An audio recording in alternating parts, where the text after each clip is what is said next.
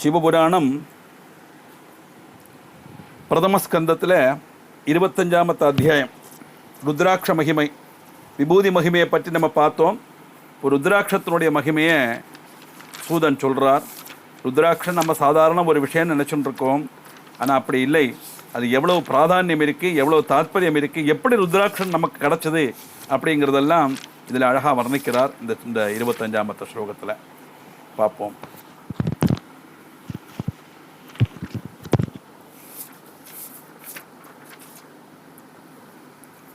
பஞ்சவிம்சோऽध्यायः रुद्राक्षमाहात्म्यम्.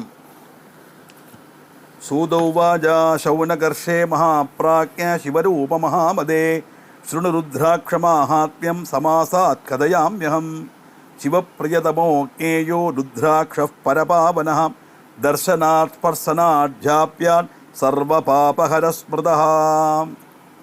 சூதன் சொல்றார், ஏ சௌனகா மகாத்மா, நீங்கள்லாம் புத்திமான்மாராக்கும், விஷயங்களை சொன்னால் உடனே புரிஞ்சுப்பள். அதனால் ருத்ராட்ச மகிமையை பற்றி நான் சொல்கிறேன், அதை சுருக்கமாக சொல்கிறேன், நன்னா கேட்டுங்கோ. ஏன்னா ருத்ராட்சத்தினுடைய மகிமையை வர்ணிக்கிறதுக்கு மனுஷனால் முடியாது. அப்பேற்பட்ட மகாத்மியமானது ருத்ராட்சம், சாதாரண ஒரு விஷயம் அல்ல. ருத்ராட்சத்தில் பலவிதமான ருத்ராட்சம் உண்டு, அதெல்லாம் வரது நம்ம பின்னால் பார்க்கலாம். இந்த ருத்ராட்ச மகிமையை நான் சொல்கிறேன், கேட்டுங்கோ. என்ன வாக்கும் அப்படின்னா, ரொம்ப மங்களகரமான விசேஷமான ஒரு முத்தாக்கும் இந்த ருத்ராட்சம். புராருத்ராட்ச மகிமா தேவ்யக்ரே கதிதோ முனே லோகோபகரணார்த்தாய சிவேன பரமாத்மனா. சாதாரணமல்ல, தர்சனாட் ஸ்பர்சனாட் ஜாபாட் சர்வபாபகரஸ்மிருதம். இந்த ருத்ராட்சம் சிவனுக்கு ரொம்ப பிரியமானதாக. இந்த ருத்ராட்சத்தை தரிசிச்சா போரும், ஸ்பர்சிச்சா போரும், எல்லா பாவங்களும் போயிடும் அப்படிங்கிறார். அதனால நம்ம ஜெபம் பண்ணினாலோ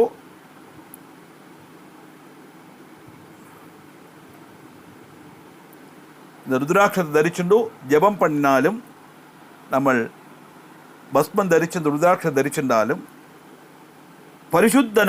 பரிசுத்தமான ஒரு ஸ்தானத்தை நம்ம அடையிறோம், ஒரு அவஸ்தை அடையிறோம். அப்படி செய்யறதுனால என்னாகும், எல்லா பாபமும் இல்லாமல் ஆயிடும். அப்படிப்பட்ட லோபோகரணார்த்தாய சிவேன பரமாத்மனா. இந்த ருத்ராட்சத்தோட மகிமையை பற்றி சிவன் பார்வதிக்கு சொல்லிக் கொடுக்குறாருனாக்கம் வரதுங்க. லோகத்துக்கு உபகாரமாக இருக்கட்டும் சொல்லி சிவன் பார்வதிக்கு சொல்லிக் கொடுக்குறார். அப்படின்னா நமக்கு தெரியணுங்கிறதுக்காக சிவபார்வதி மூலமாக ஒரு சம்பாதமாக ருத்ராட்ச மகிமையை வர்ணிக்கிறார் சூதன். சிவோவாஜா ஸ்ரூயதாம் து மகேஷானி ருத்ராட்ச மகிமா சிவே கதஜாமி தவ பிரீத்தியா பக்தானாம் ஹிதகாம்யயா. ஹே பார்வதி, நான் சொல்கிறேன் கேட்டுக்கோ. சிவே, பார்த்தலாம் நம்ம சவுந்தரில் சொல்கிறோமே, சிவான்னு சொன்னால் பரமேஸ்வரன், சிவான்னு நீட்டு சொன்னால் பார்வதி, அபிசம்போதனை சொல்றதுனால சிவே அப்படிங்கிறார். ஹே சிவே, கதையாமி தப பிரீத்தியா, உன்னுடைய பிரீதிக்காக சொல்கிறேன். பக்தானாம் ஹிதகாமேயா, பக்தன்மாருக்கும் இது இஷ்டமாப்படும். அப்படிப்பட்ட விசேஷமான ருத்ராட்ச மகிமையை சொல்கிறேன் கேட்டுக்கோ. எப்படி தெரியுமா? திவ்ய வருஷ சகஸ்திராணி மகேஷானி புனப்புரா தப பிரகுர்வஸ்திரஸ்தம் மனசம்யம வை மமா சுதந்திரேன பரேஷேன லோகோபகிருதிகாரிணா லீலையா பரமேஷானி சக்ஷுருன்மீலிதம் மயா. மகேஸ்வரி,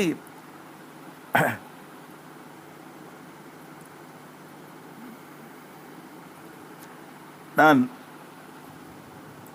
பண்டு ஒரிக்கல் என்னுடைய மனசு நீண்ட நாள் தபஸில் இருந்தது.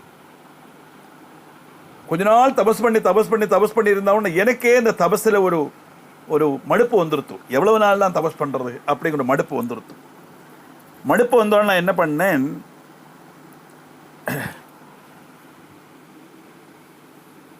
ஏ மகேஸ்வரி, லோகத்துக்கு உன்னத சக்தி ஆக நான் கருதப்பட்டேன். அதனால சுதந்திரனாக இருந்த நான் என்னுடைய கண்ணை அப்படி திறந்தேன். கண்ணிலேருந்து 2 துள்ளி கீழே விழுந்தது. விளையாட்டாக கண்ணை திறந்தேன். இப்படித்தான் அந்த தபஸிலிருந்து உடனே 2 கண்களையும் திறந்தேன். அப்போ என்னுடைய கண்களிலிருந்து 2 துள்ளி கண்ணீர் கீழே விழுந்தது. எப்படி? லீலையா பரமேஷானி சக்ஷுர் உன்மீதம்மையா திறந்த உடனே புடாபியாம் சாரு சக்ஷுர்பியோ பதிதா ஜலபிந்தவா தத்ராசுர்பிந்துதோ ஜாதா விரக்ஷா ருத்ராட்ச சம்யகாஹா.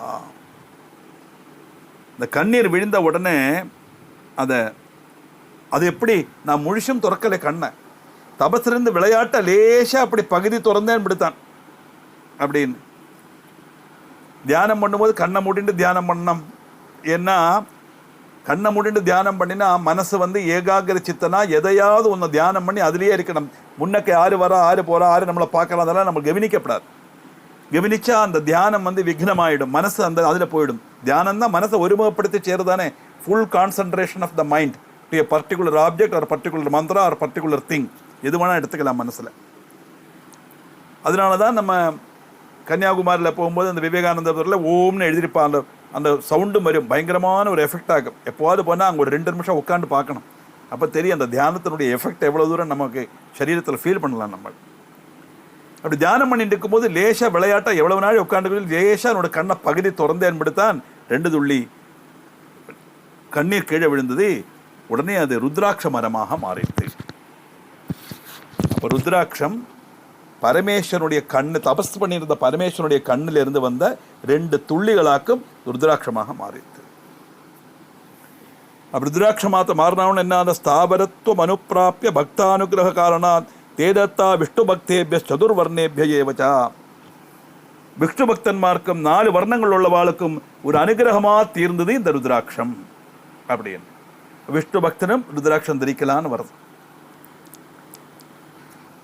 எப்படி பூமௌ கௌடோத்பவம் சக்கரே ருத்ராட்சான் சிவவல்லபான் மதுராயாம் அயோத்தியாயாம் லெங்காயாம் மலையே ததா. அந்த ருத்ரமரம் முளைச்சு அது சிவனுக்கு அது பிரீதமான ஒரு காரியமாக வந்தது எனக்கு. அது மட்டுமல்ல, அது மதுரை, அயோத்தியை, லெங்கை, ஹிமாலய பர்வதம் இந்த இடத்துல எல்லாம் ருத்ராட்சம் வளர ஆரம்பிச்சது. சஹ்யாத்ரௌச்ச ததாகாஷ்யாம் தேசேப்யன்யேஷு வா ததா பரான சஹ்ய பாபௌகம் அபேதான ஸ்ருதினோதனான். சஹ்யாத்ரிலையும் காசி நகரத்திலேயும் பாபநாசினியாக ருத்ராட்சம் வளர்ந்தது. தொடங்கிறதே ருத்ராட்சம் மகிமையும் கூட சொல்லியாச்சு அவர். சஹ்யாத்ரி ஹிமாலய பர்வதத்தில் வளர்ந்து காசி நகரத்திலேயும் இது வளர்ந்தது.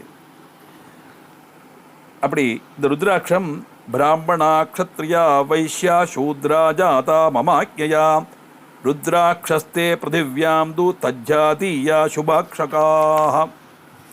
எல்லா வர்ணங்கள் உள்ளவாலும் ருத்ராட்சம் தரிக்கலாம். பிராமணன் தான் தரிக்கலை சொல்லலை. எல்லா வர்ணத்துள்ள ருத்ராட்சத்தை பயன்படுத்தலாம். இது மங்களகரமான ஒன்றாகும். பிரகிருதி தத்தமானது. பிரகிருதி தத்தமானது என்னுடைய கண்லேருந்து விழுந்து அதுக்கப்புறம் பூமியிலேருந்து முளைச்சுத்தானே வருது இல்லையா, மரம் இல்லையா. பிரகிருதி தத்தமானதுனால இது எல்லாருக்குமே சொந்தம். எல்லா வர்ணத்தில் உள்ளவாளும் பிராமணா க்ஷத்ரியா வைஷா சூத்ரா எல்லாருமே இது தரிக்கலாம். ஸ்வேதரக்தா பீதகண் கிருஷ்ணா வர்ணா ஜேயா கிரமாத்புதைஹி சுஜாதீயம் நிர்பிருத்தாரியம் ருத்ராட்சம் வர்ணத கிரமாத். வெள்ளை, சோப்பு, மஞ்சள், கருப்பு இப்படி பலவிதமான ருத்ராட்சங்கள் உண்டு. அதெல்லாம் ஓரோன்னும் ஒவ்வொரு வர்ணத்திலுள்ளவா தரிக்கிறது விசேஷம் அப்படிங்கிறது இதனுடைய பிராதானியம். அது மட்டுமல்ல, எப்படியெல்லாம் தரிக்கணும், என்னத்துக்கெல்லாம் ருத்ராட்சம் தரிக்கணும் அப்படிங்கிறத பார்வதிக்கு சொல்லிக் கொடுக்கிறார் பரமேஸ்வரன். வர்ணைஸ்து தத் பலம் தாரியம் புக்தி முக்தி பலேப்சுபிஹி சிவபக்தேர் விசேஷேண சிவயோ பிரீதயே சதா தாத்ரி பல பிரமாணம் யச்ரேஷ்டமேததுதாஹிருதம் பதரி பலமாத்திரம் து மத்தியமம் சம்பிரகீர்த்திதம். லௌகிக போகங்களுக்கும் மோட்ச பிராப்திக்கும் ரெண்டுமே ருத்ராட்சதாரணம் பிரயோஜனப்படும். அதாவது வர்ணத்தில் உள்ளவா அது மாதிரி ருத்ராட்சம் தரிக்கணும். சிவபக்தன் பார்வதி பரமேஸ்வரனுடைய திருப்திக்காக சந்தோஷத்துக்காக ருத்ராட்சம் தரிக்கணும். இந்த ருத்ராட்சம் தரிக்கிறது பார்வதி பரமேஸ்வரனுக்கு ரொம்ப பிரீதி. ஏன் பார்வதி பரமேஸ்வரன்னா சிவன் இல்லைனா சக்தி இல்லை, சக்தி இல்லைனா சிவன் இல்லை இல்லையா. சிவசக்தியா யுக்தோ எதி பவதி சக்த பிரபவிதும் நச்சே தேவம் தேவோ நகலு குசல ஸ்பந்திதும் அப்படி இதான சௌந்தர்யில் பார்த்தோம். சக்தி இல்லைனா சிவனால் எதுவுமே பண்ண முடியாது. ஏன்னா சிவன் வேற சக்தி வேற கிடையாது. அத்வைதம் ஒன்று தான் உண்டு, அவ்வளோதான். அது செய்யப்பட்ட ஆள சிவன், அதனுடைய சக்தியை சொல்கிறோம், அவ்வளவுதான். இந்த ருத்ராட்சம் பலவிதமான ரூபத்தில் உண்டு. தாத்ரி பல பிரமாணம், தாத்ரினா நெல்லிக்காய், நெல்லிக்காய் அளவில் உள்ள ருத்ராட்சம் தரிக்கிறது ரொம்ப விசேஷம், உத்தமம், ஏற்றமும் உத்தமம். ஆனால் பத்ரீபல மாத்திரந்தோ மத்தியமம் சம்பிரகீர்த்தையே. பத்ரீபலம், இந்த ப்ளம் இல்லை, ப்ளம்ஸ் சொல்லுவோமே, ப்ளம் சுவந்தரு ஞாபல் பழம் மாதிரி இருக்கும், ப்ளம் சொல்லி கடலை வாங்க கிடைக்குமே, அது நெல்லிக்காய் விட கொஞ்சம் சின்ன சைஸ். ஜூஜூபி ஃப்ரூட் சொல்லுவோம், அதுக்கு பேர் இல்லை இந்தியன் ஜூஜூபின்னு பேர். அதுக்கு ஜூஜூபின்னா ரொம்ப சின்னதுன்னு அர்த்தம். எனக்கு இதெல்லாம் ஜூஜூபின்னு சொல்லுவா இல்லையா, இதுலேருந்து தான் வந்தது, சின்ன பழம் அர்த்தம். இது மத்தியமம். அதை விட சின்னது உண்டு, என்னதாக்கும்? அதமம் சணமாத்திரம் சியாத் பிரகிருஷ்ய ஈஷா பரோச்சதே சுணு பார்வதி சுப்ரீத்யா பக்தானாம் ஹிதகாம் யயாம். க்ஷணம்னா தானியம், முழுக்கடலை, கடலை இருக்க முழுக்கடலை, கொண்டக்கடலை. இந்த கொண்டக்கடலையோட ரூபத்தில் உள்ள ருத்ராட்சம் உண்டு. அது அவ்வளவுதான் விசேஷம் அல்ல, அது அதமம். அப்போ உத்தமமானது நெல்லிக்காய் சைஸில் உள்ளது, மத்தியமமானது ப்ளம் பழம் ஞாவல் பழத்தோட சைஸில் உள்ளது, இந்த சணக சைஸில் உள்ளது அதமம். ஆனால் தரிக்கப்படாதுன்னு அல்ல, அது சிரேஷ்டம், இது மத்தியமம், இது அதமம் அர்த்தம். இருந்தாலும் ஜனங்களுக்கு அது ஹிதமாக இருக்கட்டும் சொல்லிட்டு பக்திக்கு ஹிதகாரி ஆகிட்டு இருக்கும். அதனால நான் அந்த விஷயத்தை சொல்கிறேன். ஏன்னா எல்லாருக்கும் இம்பிடும்பிடு பொத்தகை நெல்லிக்காய் சைஸில் ருத்ராட்சத்தை தரிக்க முடியாது. பாருங்க, ப்ராக்டிக்கலாகவும் கூட சிந்திக்கிறதாயிட்டு வரது ஸ்லோகத்தில். யதா யதா லகுஸ்யாத்வை ததாதிக பலப்பிரதாக இல்லை, தாத்ரீபல சமம் யத்ஸ்யார் சர்வாரிஷ்ட விநாசனம் குஞ்சயா சதிருஷம் யத்ஸா சர்வார்த்த பலசாதனம் யதா யதா லகுஸ்யாத்வை ததாதிக பலப்பிரதா ஏகைகத பலம் புரோக்தம் தசாம்சைர அதிகம் உதைஹி. இந்த தாத்ரி பலத்தில் வச்சா சர்வாரிஷ்ட நாசனம், அதை விட சின்னது படித்தா சர்வார்த்த பல சாதனம். மற்றது எல்லா விதமான துக்கங்களும் போகும், இது எல்லா விதமான சௌபாகியங்களும் கிடைக்கும். இந்த சிவபக்தாலெலாம் பார்த்தா, நம்ம இந்த பரவாயில்ல, இந்த அவதூத சன்னியாசி மாதிரிலாம் பார்த்தா பலவிதமான சைஸில் போட்டுருப்பான், நிறைய மாலையை போட்டுப்பான். நானும் நினச்சிப்பேன், எதுக்கு இவ்வளவு மாலை? 10-12 மாலை கழுத்தில் இருக்கும், தலையில் இருக்கும், கையில் அங்கே இங்கெல்லாம் இருக்கும். எப்படியெல்லாம் ருத்ராட்சம் தரிக்கணுங்கிறது இதை பார்க்கும்போது தான் தெரியறது, ஏன் அவள் இவ்வளவு மாலை போட்டுருக்கான், இப்படி பலவிதமான சைஸில் ஏன் மாலையை போடுறா அப்படின்னு. சாம்பசிவன் சார் பூஜை பண்ணும்போது இந்த நெல்லிக்காய் சைஸோட ருத்ராட்சம் தான் போடுவோம். 2 சைடு சொர்ணம் வச்சு கட்டி ரொம்ப அழகாக இருக்கும், நல்ல வெயிட் இருக்கும். அது அங்கே கௌரி சங்கரம்னு ஒரு அதை அப்படி முகப்பு வச்சு சொர்ணத்தில் அதை பொதிஞ்சு அழகாக வச்சிருப்பவர். ஆமாம், ரொம்ப விசேஷமாக இருக்குது. இவ்வளவு வண்ணம் இருக்கும், நெல்லிக்காய் சைஸ் இருக்குது அந்த ருத்ராட்சம். ஆனால் அதுதான் உத்தமன்னு தெரியறது. அது நெல்லிக்காய் ருத்ராட்சம் நம்மளோட தௌர்பாகியத்தை இல்லாமாக்கும். மற்றது இந்த இதை சொன்னோமே, தானிய தவிர சின்னது குஞ்சயா சதிருஷம் சர்வார்த்த பல சாதனம் யதா யதா லகுஸ்யாத்வை ததாதிக பலப்பிரதா ஏககத பலப்பிரதம் தசாம்சையில் அதிகம் புதைகி. இந்த குண்டிக்குரு மஞ்சாடிக்குரு மாதிரி இருக்கப்பட்ட ருத்ராட்சம் அதுவும் தரிப்பா. அது எல்லா அபிஷ்டத்தையும் சாதிக்கும் அப்படின்னு. ஆனால் உத்தமமானது நெல்லிக்காய் சைஸு, மத்தியமமானது அந்த ஓகே மத்தியமமானது அந்த ஞாவல் பழத்தோட சைஸு, கொண்டக்கடலை மாதிரி இருக்கப்பட்டது அடுத்த சைஸு, அதே விட சின்னது குஞ்சிக்குருவோட சைஸில் இருக்கப்பட்டது. என்னன்னா சின்ன சைஸ் ருத்ராட்சம் கூடுதல் பிரயோஜனகரம். எதுக்கு? சௌகரியத்துக்காக தரிக்கிறதுக்குங்கிறார். யதா யது லகுஸ்யாத்வை ததாதிக பலப்பிரதா ஏககத பலம் புரோக்தம் தசாம்சைர் அதிகம் உதைஹி. சாதாரண ருத்ராட்ச தாரணத்தை விட 10 மடங்கு அதிகமான இது கிடைக்குமா இந்த சின்ன ருத்ராட்சம் தரிச்சது. இந்த ருத்ராட்சம் ருத்ராட்ச தாரணம் புரோக்தம் பாபநாசன ஹேதவே தஸ்மாச்ச தாரணீயோவை சர்வார்த்த சாதனோ துருவம். பாபநாசனத்துக்காக உள்ளது ருத்ராட்சம். அதனால எல்லாரும் ருத்ராட்சம் தரிக்கணும். நான் சொன்னேனே, நம்ம தெரிஞ்சுதான் செய்யணுங்கிறது கிடையாது இல்லையா. நம்ம சம்சர்க்கத்தினால வரக்கூடிய பாபம் இருக்கு, நம்மளை அறியாமலே செய்யக்கூடிய பாபங்கள் இருக்கு. எவ்வளவோ விஷயங்கள் நம்ம செய்யும்போது அதனால பல கஷ்டங்கள் வரலாம்.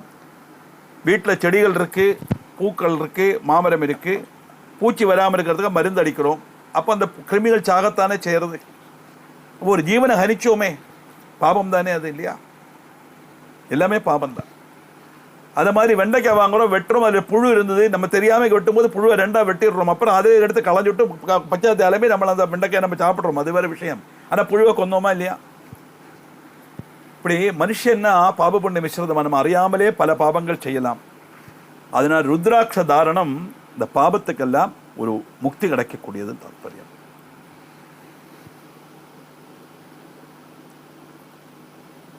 இந்த ருத்ராட்சம் கொடுக்கிற பலம் இருக்கே, அது வேற எந்த ஒரு சாதனத்தினாலும் கொடுக்க முடியாது.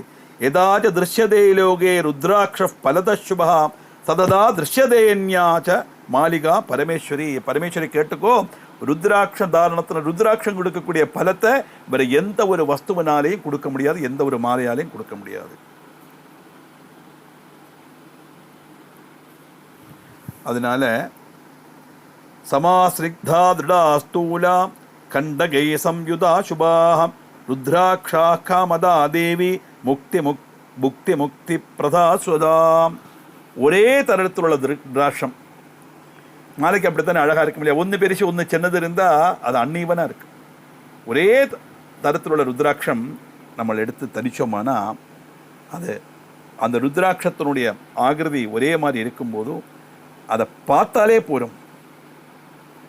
அது மட்டுமல்ல, அது கட்டியாக இருக்கணும், முள் உள்ளதா. அது முள்ளுன்னா அந்த ருத்ராட்சத்தோட மேலே அப்படி சின்ன ஒரு ப்ரொஜெக்ஷன் இருக்கும். அப்படி தொலையை பார்த்தா கொஞ்சம் தெரியும், மொட்டையாக இருக்காது, கொஞ்சம் குறுகுறான்னு இருக்கும். அப்புறம் பஞ்சமுக ருத்ராட்சமானா 5 வரை காணும், 5 முகம் அதில் காணும். அப்படி ஏகமுகம், திமுகம், திருமுகம், சதுர்முகம், பஞ்சமுகம், இப்படி பலவிதமான ருத்ராட்சங்கள் உண்டு. ஏகமுக ருத்ராட்சம்னா ஒன்று தான் இருக்கு, அதில் அந்த நரம்பு மாதிரி இருக்காது. சார் அந்த நரம்பு வரும் இல்லையா, நரம்பு மாதிரி இருக்காது. இப்படி எல்லா ஆக்கிரக சாதனத்துக்கும் மோட்ச பிராப்தி வரை கொடுக்கக்கூடியது இந்த ருத்ராட்சம். அப்போ இந்த மெயினாக இருக்க வேண்டியது அது ஒரே மாதிரி ஆகிறதில் இருக்கணும், நல்ல கட்டிய கனம் கூடினதாக இருக்கணும். அந்த முள் மாதிரி அதில் லேசாக அப்படி உத்தரா மாதிரி இருக்கும் ருத்ராட்சம், முழுக்குன்னு இருக்காது. கையில் எடுத்து பார்த்தாலே தெரியும், கொஞ்சம் ஒரு கையில் அப்படி முள்ளு குத்துறா மாதிரி இருக்கும். குத்தா முள் அல்ல, அது ஆக்சுவலாக ஒரு ப்ரொஜெக்ஷன் இருக்கும், அது ரொம்ப விசேஷம். ஆனால் ருத்ராட்சத்தை நம்ம தேர்ந்தெடுக்கும் போது ரொம்ப சிரத்திக்க வேண்டிய காரியம் என்ன அப்படிங்கிறார் பகவான். கிருமி துஷ்டம் சின்ன பின்னம் கண்டகேர்ஹீனமே வஜா விரணயுக்தம் அவிருத்தம் ஜ ருத்ராட்சாஷட் விவர்ஜயேத். கிருமி கடிச்சதோ, ஒரு சைடில் உடைஞ்சதோ, முள்ளுகள் இல்லாததோ, அந்த ரவுண்டு ஷேப் இல்லாமல் கொஞ்சம் சதஞ்சது, சிலதெல்லாம் வளைஞ்சது, அந்த உள்ளுக்குள்ளே குழிஞ்சது, இப்படி ஓவல் ஷேப்பு, இந்த மாதிரியெல்லாம் வரலாம். மரத்தில் வரப்பட்ட காய் தானே, ஓரோன்று ஒரே மாதிரி வரல. மாமரத்தில் எல்லாமே ஒரே ஷேப்பில் வரது இல்லையே இல்லையா. அந்த மாதிரி வந்தால் அந்த ருத்ராட்சங்கள் எல்லாம் வர்ஜிக்கணும், அது உபயோகப்படுத்தப்படாது, எடுக்கக்கூடாது. அதனால் முக்கியமாக நேரத்தே சொன்னார், ஒரே மாதிரி சைஸாக இருக்கணும், கனமுள்ளதாக இருக்கணும், அதில் முள்ளுள்ளதாக இருக்கணும். இங்கே சொல்கிறார், அந்த ருத்ராட்சம் அந்த கிருமி கடிச்சிருக்கப்படாது. கிருமி கடிச்சிருந்தால் எங்கேயாவது ஒரு இடத்துல ஒரு ஓட்டையோ ஒரு பொருளையோ விழுந்திருந்தால் அது எடுக்கப்படாது. சிலது அந்த கீழே விழுந்த உடனே ஒரு சைடு உடஞ்சி கொஞ்சம் லேசாக உடஞ்சி போயிருக்கும், அந்த எடுக்கப்படாது. மாலையாக தரிக்கும் போது கூட நம்ம குளிக்கும் போது இன்னும் ருத்ராட்சத்தில் ஒரு எண்ணம் இலகி போயிடுத்துன்னா அந்த ருத்ராட்சத்தையே மாற்றிடணும். உடஞ்ச ருத்ராட்சத்தை கழுத்தில் போட்டுக்கப்படாது. அதே மாதிரி ருத்ராட்சம் நல்ல ரவுண்டு ஷேப்பில் இருக்கணும், அதனுடைய ஷேப் ரவுண்டாக இருக்கணும். ஒரு சைடு குழிஞ்சி சலுங்கி எல்லாம் இருக்கப்படாது. அப்படிப்பட்ட ருத்ராட்சம் தான் போட்டுக்கப்படும்.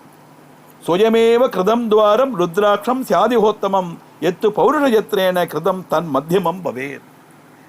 ருத்ராட்சம் ஒரிஜினல் ருத்ராட்சத்தில் சுயமே அதில் ஹோல் இருக்குமா கோருக்கிறதுக்கு, அது உத்தமமான ருத்ராட்சம். ஆனால் எல்லா ருத்ராட்சத்திலையும் அப்படி வராது. பாருங்க, பகவானுடைய கண்லேருந்து வந்த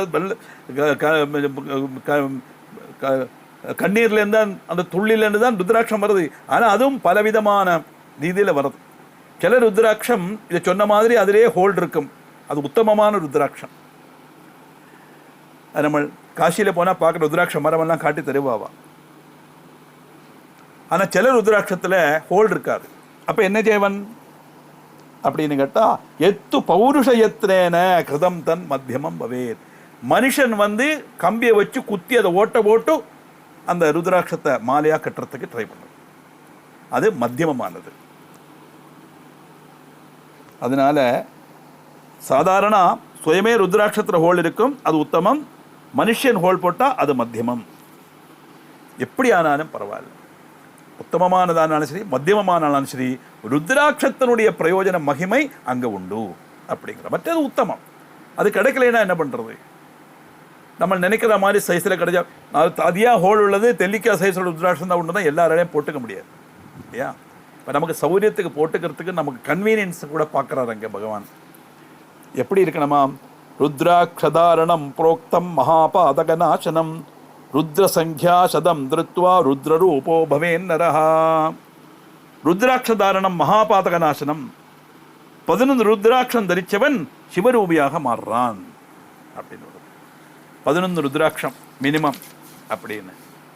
இது ஒரு ஒரு முதல்ல அதனுடைய மகிமையை சொல்லறதுக்காக 11 ருத்ராட்சம் சொல்கிறார். இப்படி 11 அல்ல, நிறைய 1100 நிறைய சங்கைகள் உண்டு.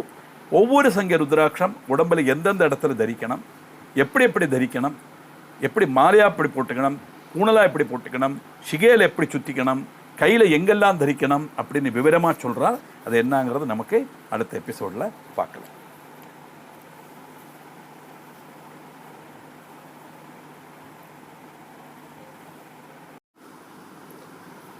சிவபுராணம் பிரதம ஸ்கந்தத்தில் 25ஆம் அத்தியாயத்தில் 25 ஸ்லோகம் வரை நம்ம பார்த்தோம். ஏகாதச சதானீக திருத்வாயத் பலமாப்பியதே தத் பலம் சக்கியதைரே வக்தும் வருஷசதைரபி. இந்த ருத்ராட்சதாரணம் மகாபாதகநாசனம், ருத்ரசங்கிய சதம், ருத்ரசங்கியனா 11, சதம்னா 100, 1100 ருத்ராட்சம் தரித்தவன் சிவரூபியாக மாறுறான். அது மட்டுமல்ல, 1100 ருத்ராட்ச தாரண பலம் எப்படின்னு சொல்லணுமானா ஒரு வருஷம் மண்டிச்சாலும் தீராது. சக்கியதே நைவ பக்தும் வருஷசதைரபி, ஆராலையும் சொல்ல முடியாது. அவ்வளவு தூரத்துக்கு மகாத்மியம் உள்ளது இந்த 11,000 ருத்ராட்சம் தரிச்சான. 1100 11,000 1100 1100. நீங்கள் 4 கோடி ருத்ராட்சம் தரித்த ஒரு இது நான் அனுப்பிச்சிருந்தேன், நீங்கள்லாம் பார்த்துருப்பேன்னு நினைக்கிறேன். ரொம்ப விசேஷமான பாருங்கள், ஒரு வருஷம் பூரா அவள் காலம்பரத்துலேருந்து ராத்திரி வரை பாடுபட்டு கோரித்தாக்கும் அந்த ருத்ராட்சத்தை கண்டுபிடிச்சு எடுத்திருக்கான். அதில் அந்த நெல்லிக்காய் சைஸ் உள்ள ருத்ராட்சம் இருக்குது. அந்த பகவானோட நேரை பார்த்தா மேலே போட்டிருக்கான் அந்த என்ட்ரன்ஸில். நல்லா கவனித்து பாருங்கள், அதுக்கு தான் அதை அனுப்பிச்சேன். நெல்லிக்காய் சைஸில் ருத்ராட்சம் எப்படி இருக்குன்னு பார்த்தோம் இல்லையா, உத்தமமான ருத்ராட்சம் அது அதில் வந்திருக்கு. இப்போ என்ன கரெக்டு பாருங்க, கரெக்டாக அந்த சமயத்தில் யாரும் அனுப்பி தந்திருக்கு அதை வாக்க. அடுத்தது சதார்தேன யுதை பஞ்ச சதைர்வ முகுடம் தம்மதம் ருத்ராட்சைர் விரஜேட் சம்யக் பக்திமான் புருஷோ நரஹா. சதார்தேன யுதை பஞ்சசதைர்வை, சதார்த்தம் அப்படின்னா 500, பஞ்சசதம்னா 50. 550 ருத்ராட்சம் தரித்த பக்தன் உத்தம பக்தனாக கணக்கப்படுறான். அவன் சிவபக்தர்களிலேயே ஏற்றவும் சிரேஷ்டமாக மாறுறான் அப்படின்னு தாற்பயம். சிலவாளுக்கு சிகாயாம் திரயம் புரோக்தம் ருத்ராட்சாணாம் மகேஸ்வரி கர்ணயோ ஷட்சைவ வாம தட்சிணயோஸ்ததா. சில பக்தர்மார் 306 ருத்ராட்சம் வச்சு 3 மாலையாக பூனல் மாதிரி போட்டுப்பான்.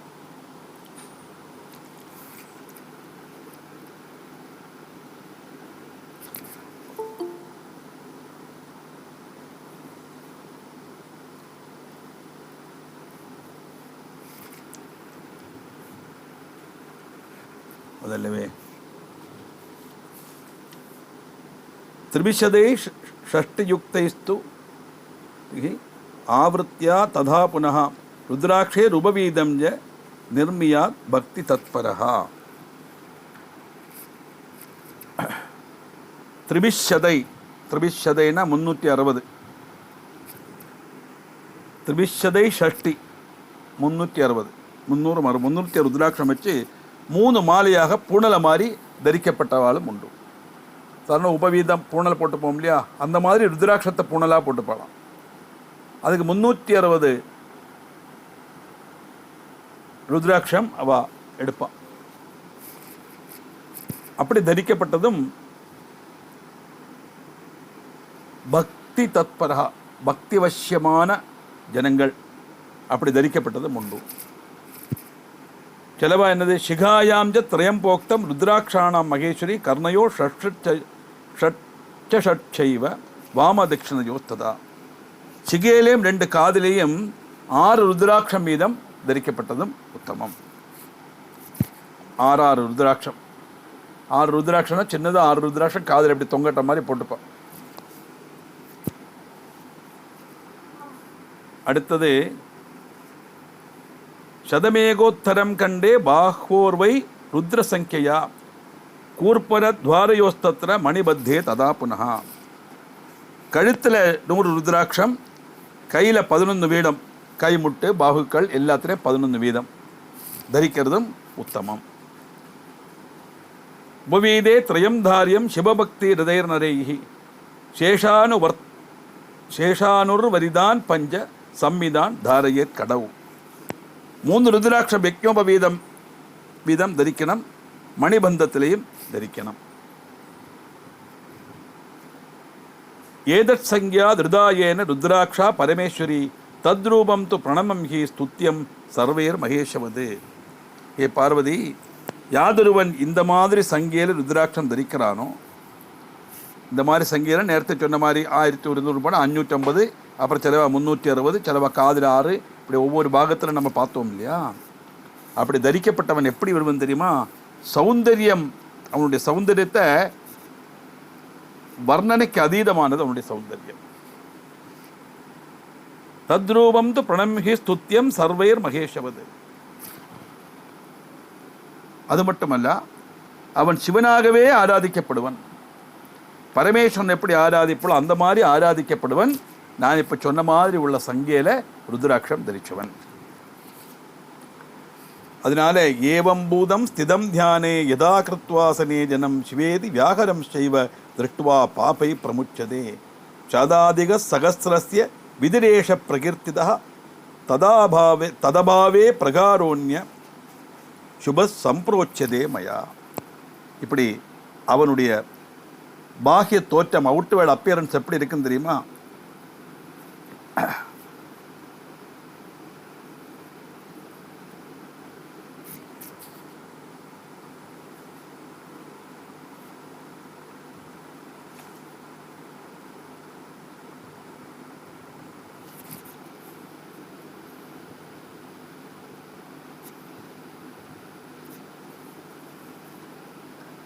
இந்த தோற்றம் பத்மாசனத்திலிருந்து தியானம் செய்கிற ஸ்திதியில் அவனை பார்த்தா தர்சன மாத்திரத்திலே ஜனங்கள் பாபமுக்தி அடைவான். சாதாரண பரமேஸ்வரன் தியானம் பண்ணுற மாதிரி உள்ள தெரியும், பகுதி கண் திறந்திருக்கும், அப்படியே பத்மாசனத்தில் உட்காந்து அப்படி மூட்டுக்கு நேற்று அப்படி கையை வச்சு தியானம் பண்ணுற மாதிரி உட்காந்துருப்பார். அந்த மாதிரி நேரத்தை சொன்ன மாதிரி ருத்ராட்சம் தரிச்சுண்டு அப்படி தியானம் செய்து ஒரு பக்தன் இருப்பனே ஆனால் அவனுடைய தர்சன மாத்திரத்திலே பாபம் எல்லாம் உண்டாயிடும். இப்படி 1100 ருத்ராட்ச தாரண மகிமை சொல்லப்பட்டிருக்கு. இது இல்லாத சாகச்சரியத்தில் சுருக்கமாக உள்ள தாரண ரீதியும் இருக்குது, அதுவும் நான் சொல்கிறேன். ஏன்னா நான் நேரத்தே இந்த கன்வீனியன்ஸ் நம்ம சொன்னோம் இல்லையா, 1100 ருத்ராட்சம் எல்லாம் பயங்கர வெயிட்டாக இருக்கும், வெயிட்டு போட முடியாது. இந்த கல்யாணத்துக்கெல்லாம் பண்டு இந்த கம்பை வச்சு ஒரு மாலையை கட்டின்னு வந்துடுவா. அது ஒரு 3 மணிக்கு 3:30 மணிக்கெல்லாம் கழுத்து இருந்தால் கழுத்தை இணைக்க முடியாது. இப்போ அதெல்லாம் மாறியாச்சு, ஆளுகள் எல்லாம் மாற்றிடுற குட்டியெல்லாம் சொல்கிறது. அப்போ நம்ம ஒரு விஷயம் செய்தால் மட்டும் போராது, அது உபயோகப்பிரதமாக இருக்கணும் இல்லையா. அதனால் இப்படி 11,000 ருத்ராட்சம் 1500 ருத்ராட்சம் இப்படியெல்லாம் பெரிய பெரிய சங்கையில் பெரிய பெரிய சைஸில் எல்லாம் போட்டால் எல்லாராலையும் தரிக்க முடியாது ஏ பார்வதி. அதனால் சுருக்கமாக உள்ள இதில் ருத்ராட்ச தாரணம் செய்யலாம்.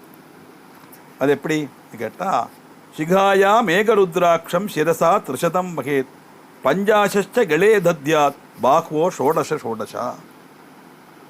தலையில் 30,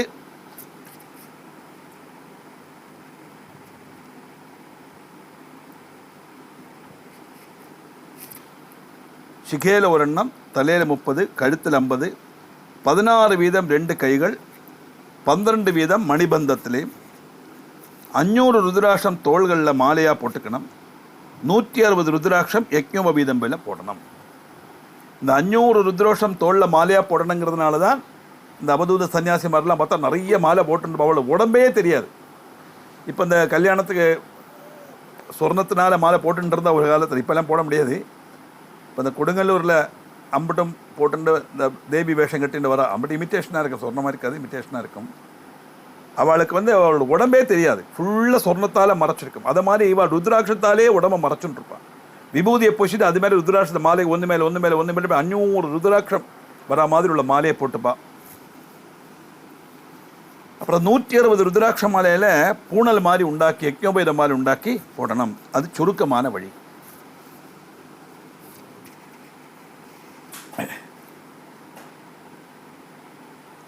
அஷ்டோத்திர சதைர்மால்யம் உபவீதம் பிரபோதயத். அஷ்டோத்திர சதம்,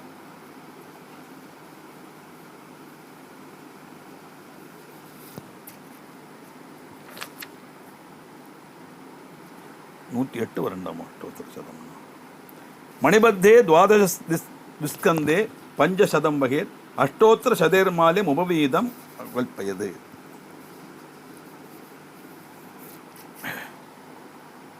மணிபத்தத்தில் 12, அஷ்டோத்திர சதைர்மூல்யம் 108 ருத்ராட்சம் வச்சும் புனல மாதிரி போட்டுக்கிறதும் உத்தமம். ஏவம் சகஸ்திர ருத்ராட்சான் தாரயேத்யோ திருடவிரதா தம் நமந்தி சுராசர்வே யதா ருத்ரஸ்ததேவசா. ஒரு சிவபக்தன் 1000 ருத்ராட்சம் தரித்து அவன் சிவனுக்கு துல்லியமான ஒரு ரூபத்தில் இருப்பன். அதனால் என்னன்னா, அவனை சமஸ்த தேவர்களும் அவனை வணங்குவா. 1000 ருத்ராட்சம் ஒருத்தனுடைய சரீரத்தில் தரிச்சா அவன் சிவனுக்கு துல்லியம். அந்த காரணத்தினால எல்லா தேவன்மாரும் அவனை வணங்குவா, துதிப்பா. ஏவம் சக ருத்ராட்சம் தாரயேத்யோ திருடவிரதா தம் நமந்தி சுரா சர்வே. எல்லாரும் நமந்தின்னு நமஸ்காரம் பண்ணுவா. யதா ருத்ரஸ்ததேவசா. ருத்ரனை எப்படி, என்ன சிவன் எப்படி அவ தியானிப்பாளோ ஆராதிப்பாளோ அதே மாதிரி 1000 ருத்ராட்சம் தரிச்சவனையும் எல்லா தேவர்களும் ஆராதிப்பா. ஏகம் சிகாயாம் ருத்ராட்சம் சத்வாரிம்சத்து மஸ்தகே துவாத்ரிம்சத் கண்டதேசேது வக்ஷஸ்ய அஷ்டோத்தரம் சதம். அது மட்டுமல்ல, ஜடையில ருத்ராட்சம் தரிக்கணும். தலையில் 40, 32 கழுத்தில், 108 ருத்ராட்சம் நெஞ்சில் தரிக்கிறது. காதில் ஒரு ருத்ராட்சம், கையில் 6 வீதம், இப்படி 16 ருத்ராட்சம் 8 வீதம் 2 புஜத்திலே. சிலவா 24 தரிப்பா. 12 24 அப்படியும் தரிக்கலாம். இது என்னன்னா, அவாவாளுடைய சௌகரியம் அனுசரித்து சரீரத்தினுடைய கடனை அனுசரித்து ருத்ராட்சம் தரிக்கிறது தான். இந்த வித்தியாசமான நம்பர்கள் வரதே ஒழிய எல்லாத்துக்கும் பிராதானியம் ஒன்று தான். அதிக பலம்பா, சிலருக்கு விசேஷமான பலங்கள் உண்டுங்கிறத பரமேஸ்வரன் எடுத்து சொல்கிறார். இப்படித்தான் தரிக்கணுங்கிறது கிடையாது. ஒரு ருத்ராட்சம் தரித்தாலும் அதோட பலன் கிடைக்கும், அது காமனாக உள்ளது. இது விசேஷமான ருத்ராட்ச தாரணத்தையாக்க இங்கே சொல்கிறார் அவர். ஏகைகம் கர்ணயோ ஷட் பாகவோ ஷோடசா கரையோர் அபிமானேன துகுணேன முனீஸ்வரா சங்யா பிரீதி திருதாயேன சோபி சைவஜனப்பரா சிவவத் பூஜனீயோகி வந்திய சர்வைர் அபீஷ்ணசா. யாதொருவன் இந்த ரீதியில் ருத்ராட்சம் தரிக்கிறானோ அவன் சிவபக்தர்கிடையில் வச்சு சிரேஷ்டமானவனாக கருதப்படுறான், சிவனை போல் ஆராதிக்கப்படுவன். அதனால எல்லா தேவர்களும் அவனை வணங்குவா. அப்படின்னா எல்லாராலும் ஆராதிக்கப்பட்டவனாக மாறுறான் தாத்பரியம். என்ன அர்த்தம்னா, இப்படிப்பட்ட நம்பர் ஆஃப் ருத்ராட்சமெல்லாம் தரிக்கும் போது அதனுடைய பவர் அவனை சிவன்கிற போதம் அவனுக்கு பூர்ணமாகவே வந்துடும். அப்படி இருக்கும்போது அவனுக்கு வேறு எந்த விதமான லௌகிக காரியத்திலையும் அவனுடைய மனசு இருக்கு. அது சிவத்தியானத்திலே இருந்து அகம் சிவம் அகம் சிவம் அகம் சிவம் சிவோகம் சிவோகம் சிவோகங்கிற தியானத்திலே அவன் இருக்கிறதுனால ருத்ரனை ஆராதிக்கிற மாதிரி அவன் எல்லாரும் ஆராதிப்பான்னு தாத்பரியம். அது அந்த தரிக்கப்பட்ட இத்தனை நம்பருடைய ருத்ராட்சத்தினுடைய மகிமையினால அவனுக்கு வரக்கூடிய ஒரு பதவி. அப்புறம் எப்படி தாரணம் பண்ணணும்? சிரசீஷான மந்திரேண கர்ணே தத்புருஷேண ச அகோரேண கலேதாரியம் தேனைவ ஹிருதயே பிச்சா அகோர பீஜ மந்திரேண கரையோர் தாரயேட் சுதீஹி பஞ்சதசாட்சகிருதிதாம் வாமதேவேன சோதரே. தாரண சமயத்தில்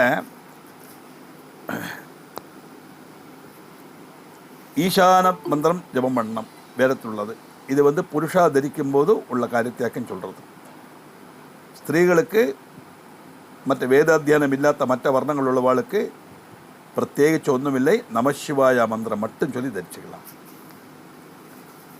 ஈசான சர்வ வித்யானாம் ஈஸ்வர சர்வபூதானாம் பிரம்மாதிபதிர் பிரம்மணோதிபதிர் பிரம்மா சிவோமே அஸ்து சதா சிவோம். இப்படி சொல்லிண்டு இந்த மந்திரத்தை சொல்லிண்டு சிரசில் தரிக்கணும். தத் புருஷாய வித்மஹே மகாதேவாய தீமஹி தன்னோ ருத்ர பிரச்சோதயாது. இந்த மந்திரத்தை சொல்லி காதில் தரிக்கணும். அகோரேபியோ தகோரேபியோ கோரகோரதரேபியா சர்வேபிய சர்வசர்வேபியோ நமஸ்தே அஸ்து ருத்ரரூபேபியா. இந்த மந்திரத்தினால நெஞ்சில் தரிக்கணும். இதாக்கும் சரியான தாரணா ரீதி அப்படின்னு போட்டு. இப்போ வேத மந்திரத்தோட ருத்ராட்சத்தை தரிக்கப்பட்டது இன்னென்ன மந்திரம் சொல்லணும் அப்படிங்கிறது பரமேஸ்வரனால் உபதேசிக்கப்பட்ட விஷயம். அப்புறம் சில பக்தன் அகோர பீஜ மந்திரம் ஜபிச்சு புஜத்திலையும் 15 முத்ரமாலையை கோர்த்து மாலையாயிட்டும் வாமதேவ மந்திரத்தினால வயத்திலேயும் தரிக்கணும். வாமதேவா ஜனமோ ஜேஷ்டா ஜனம ஸ்ரேஷ்டா ஜனமோ ருத்ராய நமக்காலாய நமக்கல விகரணாய நமோ பல விகரணாய நமோ பலாய நமோ பல பிரமதனாய நம சர்வபூலதமனாய நமோம் மனோன்மனாய நமஹா. வேத மந்திரத்தினால தரிக்கப்பட்டது நான் சொல்லி காணிச்சேன், அவ்வளவுதான். இதெல்லாம் உபநயனமாகி வேதாத்தியனம் பண்ணின பிராமணன் ருத்ராட்ச தரிக்கிற சமயத்தில் சொல்ல வேண்டிய மந்திரங்கள். அப்புறம் பஞ்சபிரம்மாபிரங்கைச்ச திரிமாலாம் பஞ்சசப்தஜா அதவா மூலமந்திரேண சர்வான் அக்ஷாம்ஸ்து தாரையே. இதெல்லாம் சேர்த்து தான் சத்யோஜாதம்னு மந்திரமாக வருது. இந்த சத்யோஜாத மந்திரத்தினால 3, 5, 7 ருத்ராட்சம் கைகள்லையும் தரிக்கலாம். மூலமந்திர ஜபத்தினாலேயும் தரிக்கணும். மூலமந்திர ஜபம்னா நமசிவாயாங்கிற மந்திரம். அப்போ நேரத்தை நம்மளை ஓரோன்னு சொல்லிட்டு வந்தோம். அதில் சத்யோஜாதன் ஒரு மந்திரம். அந்த சத்யோஜாத மந்திரம் வேத மந்திரத்தினால 3, 5, 7 3 ருத்ராட்சம் தரிக்கலாம், 5 ருத்ராட்சம் தரிக்கலாம், 7 ருத்ராட்சம் தரிக்கலாம். இப்படி ருத்ராட்சம் எல்லாம் தரிச்சா போராது. அதுக்கப்புறம் என்ன செய்யணும்? ருத்ராட்ச தாரணம் கழிஞ்சால் அவனுடைய ஆகாரத்தில் நிஷ்டகள் உண்டு. ரொம்ப பிரமாதமாக சொல்கிறார். என்ன செய்யணும் தெரியுமா? ருத்ராட்சம் தரிச்சா மத்தியம் மாம்சம் துலசுனம் பலாண்டும் சிக்ருமே வச்சா ஸ்லேஷ்மாந்தகம் விட்வராகம் பக்ஷேண வர்ஜயே ததா. ருத்ராட்சம் தரிச்சுண்டு சுராபானம் படாது, மத்தியம் படாது, மாம்சாதிகள் கழிக்கப்படாது. இப்போது சைவா சித்தாந்தத்தில் சிவ பக்தராக இருந்து சிவ தீட்சையெல்லாம் எடுத்தால் அவள் இதெல்லாம் நியாயமாக கழிக்க மாட்டாள். நான் புஸ்தகத்தில் உள்ளதை சொல்கிறேன். சிவதீட்சை எடுத்தவாள் அதில் உண்டு. அதனால் அவாவா சௌகரியம். அதை நான் ஆகார விஷயத்தில் நான் கண்டிஷன் சொல்கிறதல்ல. ஆனால் சிவபுராணத்தில் பகவான் என்ன சொன்னாரோ அதை நான் அப்படியே சொல்கிறேன், அவ்வளவுதான். லசுனம்னா வெளுத்துள்ளி, பலாண்டும் சிவந்த உள்ளி, சிவந்த உள்ளிங்கிற சவாலை. சீக்கிரம்னா சின்ன உள்ளி. இந்த ஸ்லேஷ்மாந்தகத்துக்கு அர்த்தம் கிடைக்கலை, அதை பார்க்கணும். அப்புறம் விட்வராகம். விட்வராகம்னா பன்னி இறைச்சி. இதெல்லாம் ஆளுகள் பக்ஷிப்பாளே இல்லையா?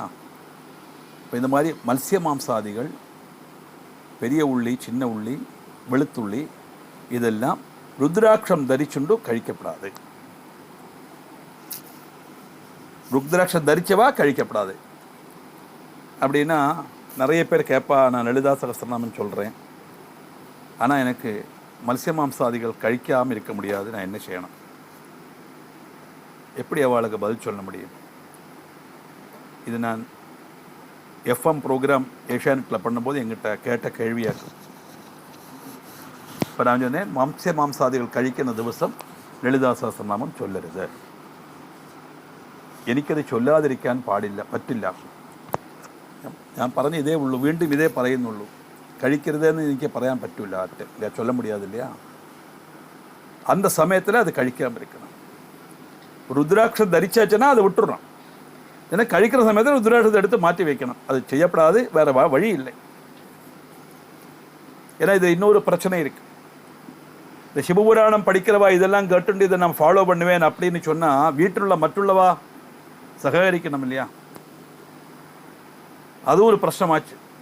லலிதா சஹஸ்ரநாமம் இந்த சொன்ன உடனே டிவியில் ப்ரோக்ராம் பண்ணதை கேட்ட உடனே ஒரு லேடி, இங்கே திருவனந்தபுரத்தில் உள்ள நாயர் லேடி, அவள் வீட்டில் இது ஒன்றும் வாங்கப்படாதுன்னு ஸ்ட்ரிக்ட் ஆக்கிட்டேன், நான் செய்து தர மாட்டேன்னு சொல்லி.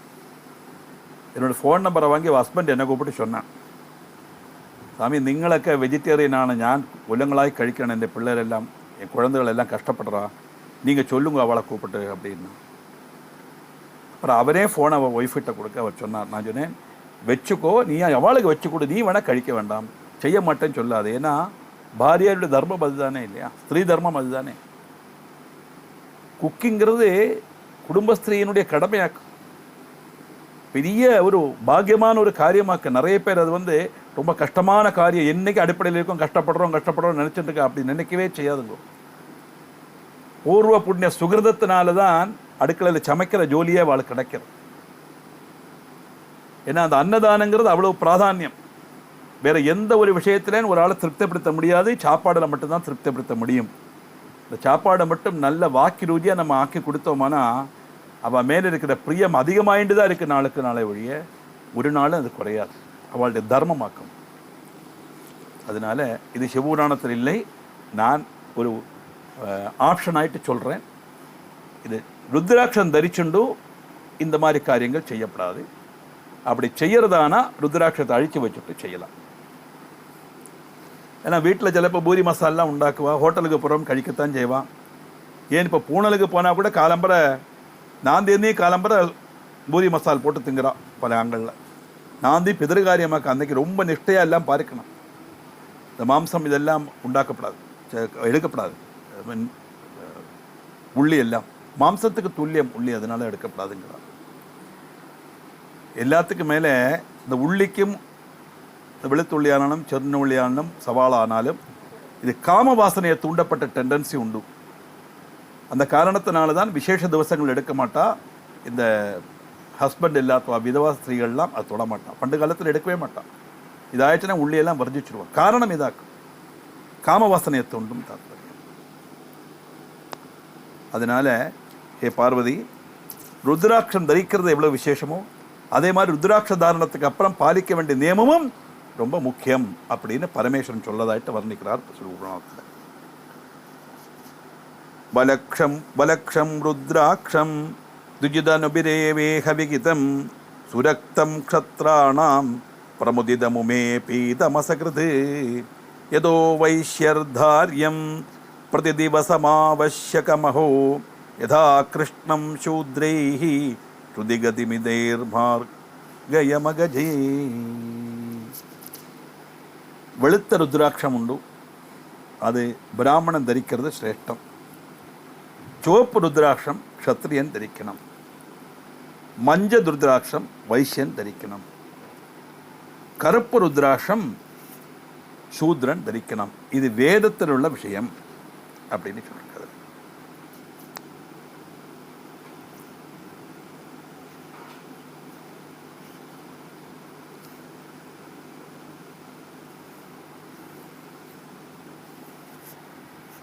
அது மட்டுமல்ல, வர்ணீவனி கிரகிர்யாதிர் நியமேன தத்யாத் ஏதத் ரகசிய பரமோ நகிஜாது திஷ்டேத் ருத்ராட்சதாரணமிதம் சுகிருதைஷ்ச லப்யம் தியக்தேதமேததகிலான் நரகான் பிரயாந்தி.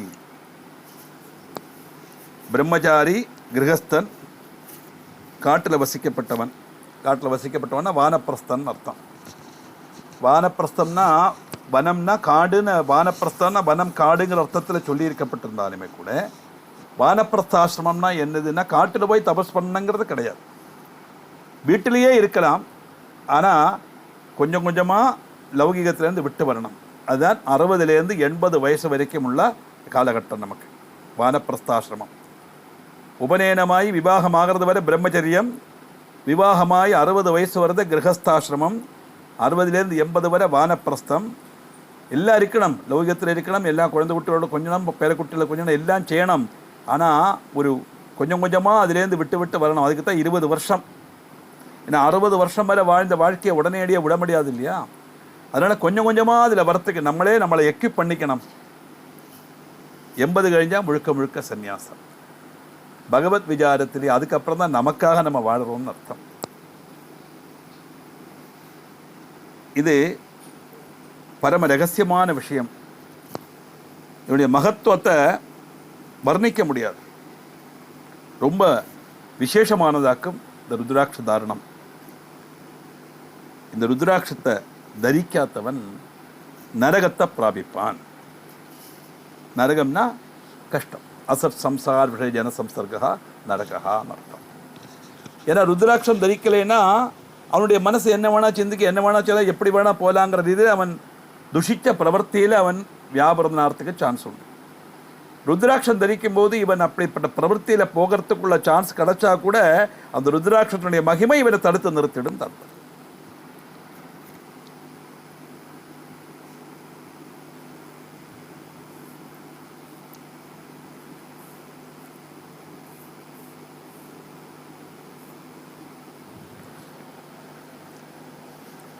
ஆதாவாமலகஸ்தஸ்து லகுதரா ருக்னாஸ்ததः கண்டகைः சம்திருஷ்டா கிருமிபிஸ்தனூபகரணச்சித்ரேண ஹீனஹஸ்ததாம் தார்யானைவ சுபேப்சுபிஷ்ச நகபத் ருத்ராட்சமப்யந்ததோ யுத்ராட்சோ மம லிங்கமங்களமுமே சூக்ஷ்மம் பிரசஸ்தம் சதா.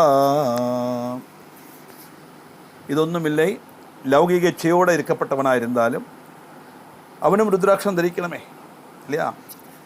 ஏன்னா கிரகஸ்தாசிரமத்தில் இருக்கப்பட்ட லௌகிக இச்சையோடு தான் இருக்க முடியும்.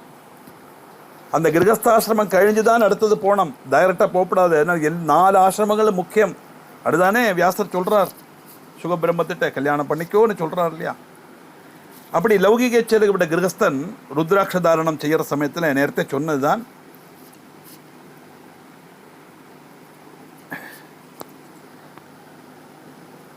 அவன் எதெல்லாம் வர்ஜிக்கணும். நெல்லிக்காய் சைஸ் உள்ள ருத்ராட்சம் அவன் தரிக்கப்படாது. கிருமி கடிச்சது தரிக்கப்படாது. முள்ளுகள் இல்லாதது. சில ருத்ராட்சம் மொட்டையாக இருக்கும், செடியாக வளைஞ்சிருக்காது, மொட்டையாக இருக்கும், சும்மா செடியில் முளைக்கப்பட்டது தானே. அதிலே பலவிதமான குற்றம் குறவுகள்லாம் இருக்கலாம். அப்போ இதெல்லாம் நம்ம மனுஷால ஹேண்டிகேப்டு மாதிரி தான் இந்த ருத்ராட்சம். அதை தூக்கி விட்டுறணும், அதை எடுக்கப்படாது. அது மாதிரி கனங்குறைஞ்சது எடுக்கப்படாது, துவாரம் இல்லாதது எடுக்கப்படாது. மற்ற ஏதாவது கேடுபாடுகள் உண்டானா அதுவும் தரிக்கக்கூடாது. ചെറിയ ധാന്യ രൂപത്തിലുള്ളത്, இந்த മുഴുക്കട രൂപത്തിലുള്ള சொல்கிறோமே, அந்த ருத்ராட்சமும் ஒழிவாக்குறது நல்லது. பார்வதி, ருத்ராட்சங்கிறது என்னுடைய அடையாளமாக, சிவச்சின்னம். அதனால் எல்லாருமே எப்பொழுதுமே ருத்ரம் தரிக்கிறது அவள் சிவனை வழிபடுறாங்கிறதுக்குள்ள ஒரு எடுத்துக்காட்டாக இருக்கும். சிவ சின்னங்களாக்கும் அதெல்லாம் எல்லாரும் தரிக்கணும்.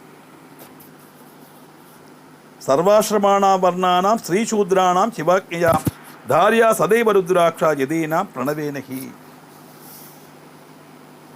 എല്ലാ വർണ്ണത്തിലുള്ളവാളും എല്ലാ ആശ്രമത്തിലുള്ളവാളും ശൂദ്രൻ സ്ത്രീകൾ തുടങ്ങിയവാളും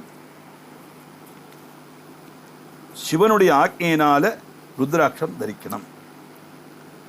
സന്യാസി ഓങ്കാര മന്ത്രത്താല് രുദ്രാക്ഷം ധരിക്കണം.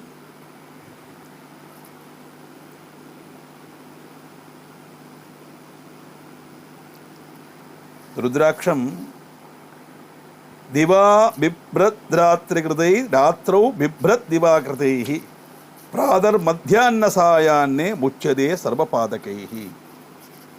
കാലയിൽ രുദ്രാക്ഷം ധരിച്ചാൽ രാത്രി വരെ ചെയ്ത പാപങ്ങൾ പോകും. രാത്രി രുദ്രാക്ഷം ധരിച്ചാൽ പകൽ മുഴുവൻ ചെയ്ത പാപം ഇല്ലാമാകും.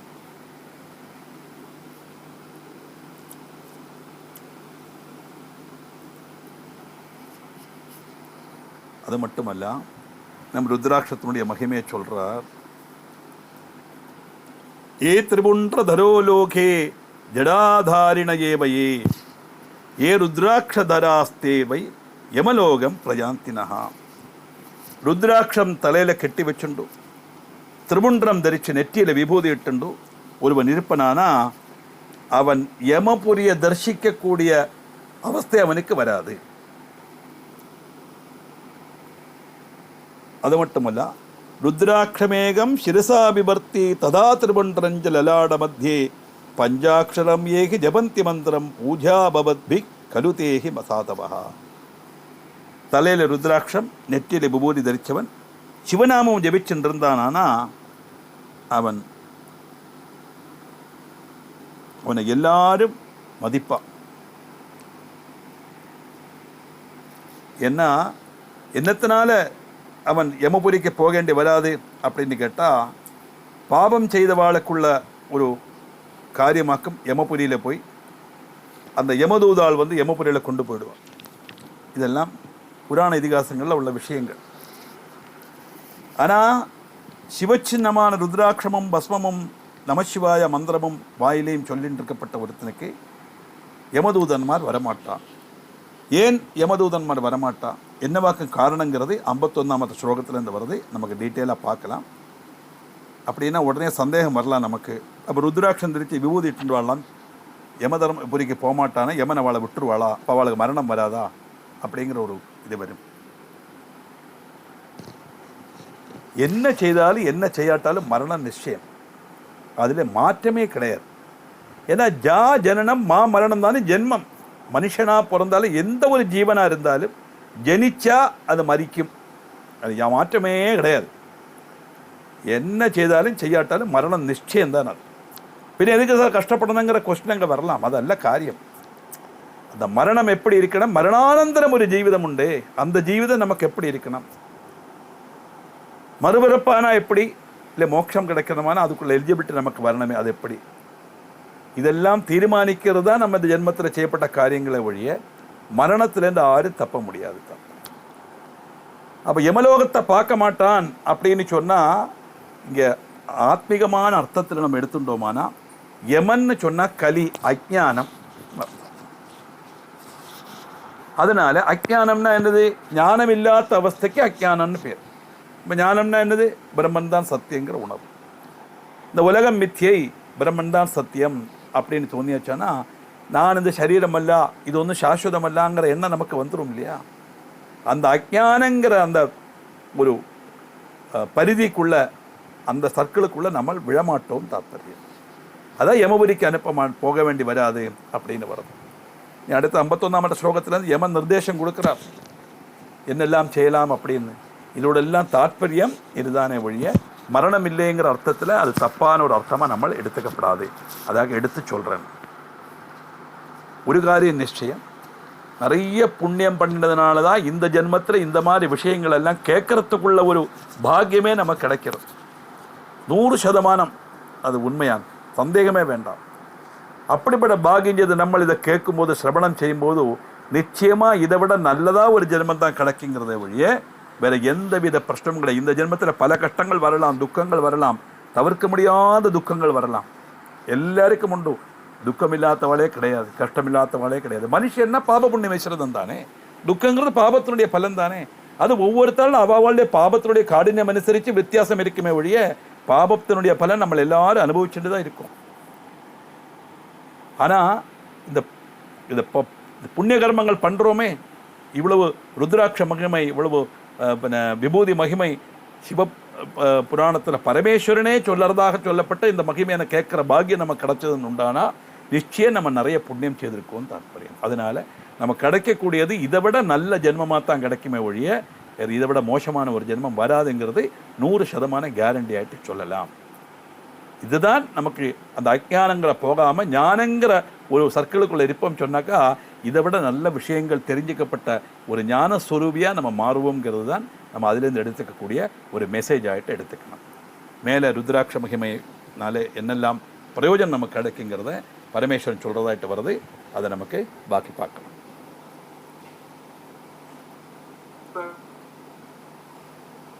சிவபுராணம் பிரதம ஸ்கந்தத்தில் 25வது அத்தியாயம் ருத்ராட்ச மகிமை 50வது ஸ்லோகம் வரை பார்த்தோம். தலையில் ருத்ராட்சம், நெற்றியில் விபூதி தரித்தவன் சிவநாமம் ஜபிச்சுருந்தா அவன் எப்பொழுதும் அவனை எல்லாரும் மதிப்பா அப்படின்னு சொன்னோம். அது மட்டுமல்ல, அவனுக்கு என்னவாக்கும் இனி ஒரு பிராதானியம் அப்படின்னு கேட்டால்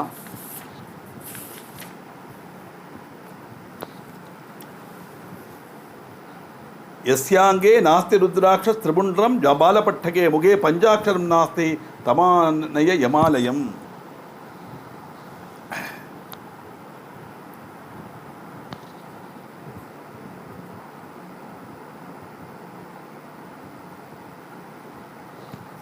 யமன் ஆளுக்கு யாக்கை நல்கிறான். ஆருடைய சரீரத்தில் ருத்ராட்சம் இல்லையோ, எவருடைய நெத்தில திரிபுண்டகம் தரிக்கலையோ, எவனுடைய வாயில பஞ்சாட்சரம் இல்லையோ அவனை யமபுரிக்கு கொண்டு வா அப்படின்னு யமன் யாக்கை அனுப்பினான். அதனால இது இல்லாதவெல்லாம் தமானய யமாலயம், யமாலயத்தில் போக வேண்டி வரும் அப்படின்னு அர்த்தம். யமாலயம்னா மரணானந்தரம் நம்ம யமலோகத்துக்கு போவோம்னு ஒரு சங்கல்பம். தத்துவரமாக பார்த்தா அவன் அஜ்ஞானத்தில் தான் இருப்பன் தாத்பரியம். ஞானம்ங்கிறது அவனுக்கு சித்திக்காது தாத்பரியம்.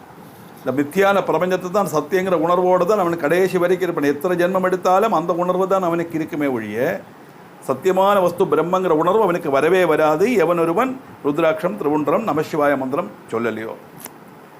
அதனால என்ன, ஞாத்வா ஞாத்வா தத் பிரபாவம் பஸ்மருத்ராட்சதாரிணா தே பூஜ்யா சர்வதாஸ்மாகம் நோனேதவ்யா கதாச்சனா. ஓரோ மனுஷனும் ருத்ராட்சதாரணத்தையும் பஸ்மதாரணத்தோடும் பிராதானியம் மனசிலாக்கணும். அது எப்போது நமக்கு அனுகிரகத்தை கொடுக்குங்கிறத யாரும் மறந்துடக்கூடாது. அப்படிப்பட்ட ஒருத்தன் ருத்ராட்சம் தரித்து பஸ்மதாரணம் செய்து நமசிவாய சொல்லிட்டு இருப்பனானா ஒரு நாளும் யமபுரிக்கு அவன் கொண்டு செல்ல மாட்டான், கொண்டு செல்லப்பட மாட்டான் அர்த்தம். யமதூத அவனை கொண்டு போக மாட்டான். ஏன்னா சிவாத்மா சின்னங்களோட நமசிவாய மந்திரம் ஜபிச்சிருக்கவனுக்கு பக்கத்தில் சிவதூதாள் எப்பொழுதும் இருப்பான். அப்போ யமதூதாளுக்கு அங்கே என்ட்ரி கிடையாது. ஏன்னா நம்ம சிவலோகத்துக்கு தான் கொண்டு போவா தாத்பரியம். அப்படின்னா நம்ம இதில் சொல்கிற மாதிரி கஷ்டங்கிறது நமக்கு வராது. நரகம் யமலோகத்துக்கு போனால் நரகத்துக்கு தான் போனோம், அது போக வேண்டி வராது. நமக்கு சௌக்கியமான சொர்க்க பிராப்தி தான் கிடைக்கும், சிவலோகம் தான் கிடைக்கும் தாத்பரியம். அதனால என்ன, ஏவம் ஆக்ஞாபயாமாச காலோபி நிஜகிங்கரான் ததேதி மத்வா தே சர்வே தூஷ்ணீ மாசன் சுபிஸ்திமிதாக. யமனுடைய படன்களுக்கு உபதேசம் கொடுக்கிறார். எவன் ஒருவன் ருத்ராட்சம் தரித்து பஸ்மம் பூசிக்கொண்டிருக்கானோ அவன் நம்மால் ஆராதிக்கப்படப்பட்டவன். அதனால யமதூதர்கள் அவனை யமலோகத்துக்கு கொண்டு போக முடியாது. நேரத்தை என்ன சொன்னார், யாதொருவன் சரீரத்தில் ருத்ராட்சம் தரிக்கலையோ, நெற்றியில் திரிபுண்டரம் தரிக்கலையோ, வாயில் பஞ்சாட்சரம் சொல்லலையோ அவனை யமபுரிக்கு கொண்டு வா அப்படின்னார். அதே யமன் யமதர்மம் படனுக்கு ஆகிரம் கொடுக்கிறான். யாதொருவன் ருத்ராட்சம் தரித்து பஸ்மம் பூசி சிவநாமம் சொல்கிறானோ அவன் நம்மால் ஆராதிக்கப்பட்டவனே ஒழிய அவனை யமலோகத்துக்கு கொண்டு வராதே, கொண்டு வர முடியாது, அவனுக்கு கொண்டு முடியாது யமதர்மலால். அதனால என்ன தெரியுமா, அதையேவ மகாதேவி ருத்ராட்சோப்யகநாசனா தத்தரோ மத்பிரிய சுத்தோத்யகா அகவான் அபி பார்வதி. ஹே மகாதேவி பார்வதி, ஒருவன் ருத்ராட்சம் தரிக்கிறதுனால அவன் பாப விமுக்தனாகிறான். அதனால எனக்கு பிரியப்பட்டவனாகவும் ஆகிறான். அவனுக்கு எந்த பாவம் இருக்கு? அனகம்னா பாபம், அகநாசனன். அகம்னா பாபம், அகநாசனன், பாப விமுக்தன் ஆகிறான். அது மட்டுமல்ல, அவன் மத்பிரியா, எனக்கு பிரியமுள்ளவனாயிட்டு மாறுறான். அதனால எப்படி ஹஸ்தே பாகௌ ததா மூர்த்னே ருத்ராட்சம் தாரயேத் துயா அவத்ய சர்வபூதானாம் ருத்ரரூபீ சதேத் புவி. யாதொருவன் சிரசிலையும் கைகள் புஜங்கள் எல்லாம் ருத்ராட்சம் தரிக்கிறானோ அவனை வதம் பண்ண முடியாது. வத சிட்டைக்கு அர்ஹரான அவனுக்கு அளவுக்கு தப்பு பண்ண மாட்டான். அப்படி தப்பு பண்ணுறவனா மாறினா கூட இந்த ருத்ராட்ச தாரணமும் பஸ்மமும் அவனை காப்பாற்றும்னு அர்த்தம். அவனை வதிக்க முடியாது. அவன் லோகம் முழுவன் சிவனை போல சஞ்சரிக்கலாம். பரமேஸ்வரனுக்கு எப்படி லோகம் முழுவன் சஞ்சரிக்கிறதுக்குள்ள கழிவு இருக்கோ அதுபோல சஞ்சரிக்கிற கழிவு அவனுக்கு உண்டாகும். எவன் ஒருவன் ருத்ராட்ச தாரணம், பஸ்ம தாரணம், நம சிவாய மந்திர ஜபம், இந்த மூணும் வச்சுருக்கானோ அவனுக்கு. அதனால சுராசுராணாம் சர்வேஷாம் வந்தனீய சதா சபை பூஜனீயோகி திருஷ்டஸ்ய பாபகாச்ச யதா சிவா. அது மாத்திரமல்ல, அவன் எல்லா தேவன்மாராலும் ஆதரிக்கப்படுகிறான். அசுரன்மார் கூட அவனை மதிப்பா. சாதாரண அசுராளுக்கு எல்லாரும் உபதிரவிக்கிற ஒரு டெண்டன்சி தானே இருக்கும். ஆனால் அந்த அசுரால் கூட ருத்ராட்சம் பஸ்மம் தரித்து இந்த நமசிவாய மந்திரத்தை உச்சரிக்கப்பட்டவனை பார்த்து அவன் மேலே மதிப்பு வருமா. சிவனை ஆதரிக்கிற மாதிரி அவனை ஆதரிப்பா எல்லாரும். அப்படி எல்லாராலும் அவன் எப்படி தரிசிக்கப்படுறான் அப்படின்னா, சிவனை எப்படி நம்ம தரிசிப்போமோ, சிவனை எப்படி ஆராதிப்போமோ அதே மாதிரி அவன் ஆராதிக்கப்படுறான். அதனால என்னாச்சு, அவனுடைய மட்டுமல்ல ஆரெல்லாம் அவன் ஆராதிக்கிறாளோ அவளுடைய பாவங்களும் இல்லாமாகும்.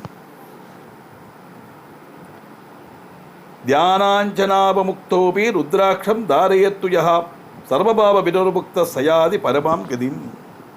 ருத்ராட்ச தானத்துள்ள ஜபம், ருத்ராட்சம் தரித்து தியானம் செய்யப்பட்டவன் ஞான சித்தி அடைகிறான். அவனுடைய பாவங்கள் விலகி பாபமுக்தனாகி உயர்ந்த பதவி அவனுக்கு லபியமாகும். உயர்ந்த பதவின்னு சொன்னால் சத்கதின்னு சொல்லியாச்சுன்னா மோட்ச பிராப்தி, ஜீவபிரம்ம ஐக்கியம், மறுபிறப்பு இல்லாத ஒரு அவஸ்தைன்னு அர்த்தம். அதுதான் எல்லாரும் காமிச்சிக்கணும்.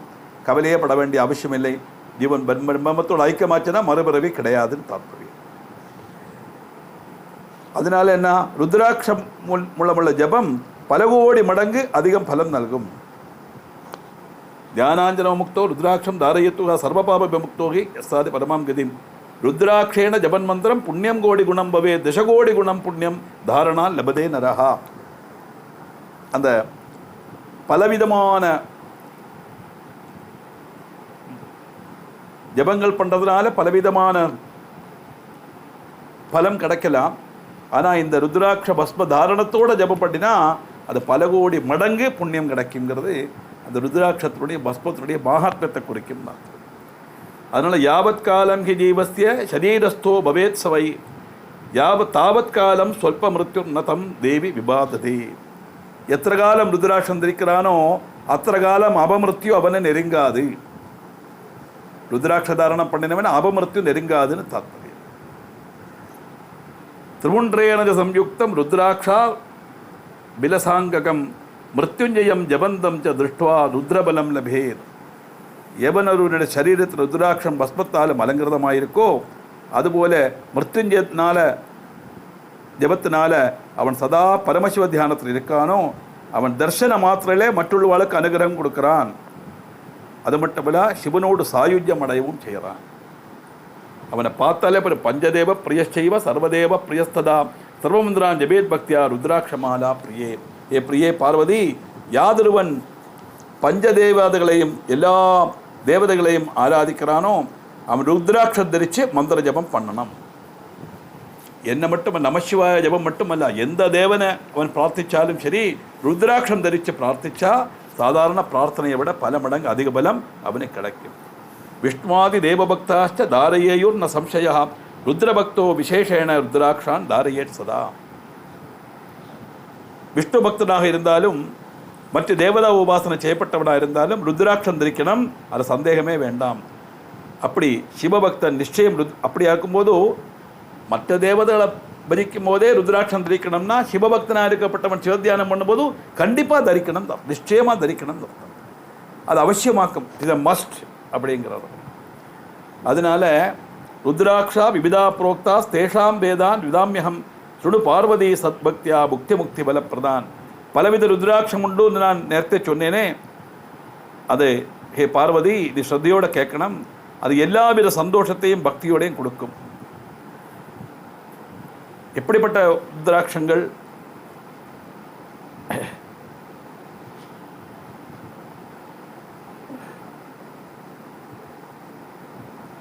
திபக்திரோ தேவதேவேச்ச சர்வகாம பலப்பிரதா விசேஷதச ருத்ராட்சோ கோவதம் நாசயே திருதம். ஏகபக்தர் சிவசாட்சாத் புக்திமுக்தி பலப்பிரதா. ஏகமுக ருத்ராட்சம் சிவரூபமாக்கும். அது எல்லா சௌபாகியத்தையும் மோட்சத்தையும் கொடுக்கும். ஒரு தர்சனம் மாத்திரம் போலும் ஏகமுக ருத்ராட்ச தாரணம் இல்லைன்னா ஏகமுக ருத்ராட்சம் தரிசித்தாலே போலும் அவனுக்கு சர்வதோஷமும் இல்லாமாகும். அதல்லாமல் எந்த இடத்துல ருத்ராட்சம் தரிக்கிறானோ அந்த இடத்தை விட்டு லக்ஷ்மி தேவி போக முடியாது. எத்திர சம்பூஜிதஸ்தத்திர லக்ஷ்மி தூரதரா நகி நஷ்யன் உபத்ரவா சர்வே சர்வகாமா பவந்திஹி. அவனுக்கு வரப்பட்ட எல்லா தடசங்களும் நீங்கி எல்லா அனுகிரகங்களும் அவனுக்கு சித்திக்கும். அப்படின்னா எவன் ஒருவன் ருத்ராட்சம் தரிச்சுருக்கானோ அவனுக்கு எல்லா விதமான சௌபாகியமும் கிடைக்கும், எந்தவித தடசமும் அவனுக்கு இருக்காது அவனுடைய காரியங்களில். இதே மாதிரி 2 முகமுள்ள ருத்ராட்சம் தரிச்சான்னா திபக்திரோ தேவதேவேஷ சர்வகாம பலப்பிரதா விசேஷதஸ்ஸ ருத்ராட்சோ கோபதம் நாசயே திருதம். ஏகமுக ருத்ராட்சத்தோட பலனை சொன்னார். இங்கே 2 முக ருத்ராட்சம் எல்லா ஆகிரகங்களையும் சாதிக்கும். இது கோபதம் தொடங்கின பிரம்மஹத்யா தோஷத்தை கூட இல்லாமாக்கும். கோன வாக்குக்கு பசுன்னு அர்த்தமுண்டு, வேதம்னு அர்த்தமுண்டு. கோபதம்னு சொன்னால் பசுவபதம் பண்ணுறது, வேதத்தை நிந்திக்கிறது, பிராமணனை நிந்திக்கிறது, இதெல்லாம் கோபரத்துக்கு துல்லியம்தான். அப்படிப்பட்ட கடுமையான பாபத்தினுடைய பாபம் கூட இல்லாமல் ஆயிடுமா 2 முக ருத்ராட்சம் தரிச்சா. திரிபக்திரோ யோகி ருத்ராட்ச சாட்சாத் சாதனத சதா தத்பிரபாவாத் பவேயுர்வை வித்யா சர்வா பிரதிஷ்டிதா. 3 முக ருத்ராட்சம் எல்லா சௌபாகியங்களும் தரும். எல்லா பிரபுக்கன்மாரையும் உரச்ச பரணம் நல்கிறதுக்கு சகாயிக்கும். பிரபுக்கன்மார்னா அந்த காலத்தில் ரூலர்ஸ்.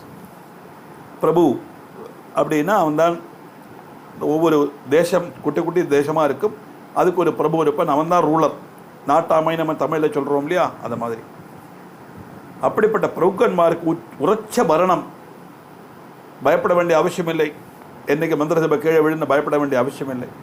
அப்படிப்பட்ட உரச்ச பரணம் அவனுக்கு கொடுக்கறதுக்கு சகாய்க்கும் 3 முக ருத்ராட்சம். சதுர்பக்திர சுயம் பிரம்மா நரகத்தியாம் விபோகதி தர்சனாட் ஸ்பர்சனாட் சத்ய சதுர்வர்க்க பலப்பிரதா. 4 முகமுள்ள ருத்ராட்சம் சிவனையே பிரதிநிதீகரிக்கப்பட்டது. இது யார் தரிக்கிறாளோ அவன் எல்லா பாபத்திலேருந்து நரகத்தியா தோஷத்திலேருந்தும் எல்லாம் அவன் இல்லாமகிறான்.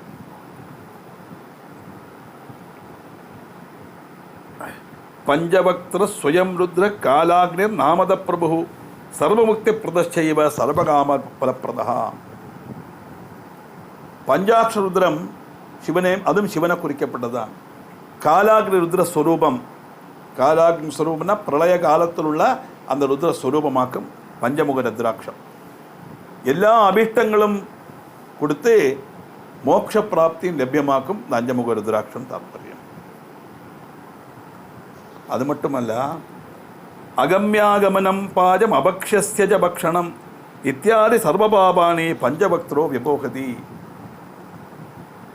ருத்ராட்ச தாரணம் நீஜ சம்சர்க்கத்தில் உண்டாகப்பட்ட தோஷத்தையும் அபக்ஷ பக்ஷம் கழிக்கிற பாவத்தையும் இல்லாதாக்கும். நீஜ பக்ஷணம் அப்படின்னு சொன்னால் நான் சொல்கிறது சாஸ்திரம், இப்போ நம்மளால் ஃபாலோ பண்ண முடியாது. ஒரு பக்ஷணம் உண்டாக்கியாச்சுன்னா 3.5 மணிக்கூர் தான் மேக்சிமம் அது கழிக்கலாம். பாஜகம் செய்து 3.5 மணிக்கூர் கழிஞ்ச பக்ஷணம் உண்ணத்தக்கதல்ல அப்படின்னு சாஸ்திரம். நமக்கு இப்போ முடியாது. ஞாயிற்றுக்கிழமை குழம்பு வச்சு ஃப்ரிட்ஜில் தள்ளிட்டு திங்கக்கிழமை முதல்ல சனிக்கிழமை வரை சூடாக்கி கழிக்கப்பட்ட ஒரு அவஸ்தை இப்போ இருக்குது. அதனால தான் ப்ராக்டிக்கலாக இப்போ முடியாதுன்னு நான் சொன்னேன். அந்த சாஸ்திரம் என்ன சொல்கிறதுன்னா அதெல்லாம் அபக்ஷியம். ஒரு பக்ஷண பதார்த்தத்தை உண்டாக்கினோம், அது திறந்து இருந்தது, அதில் ஏதாவது ஒரு பிராணி விழுந்துருத்துன்னா அந்த பக்ஷியம் அபக்ஷியம், கழிக்கக்கூடாது.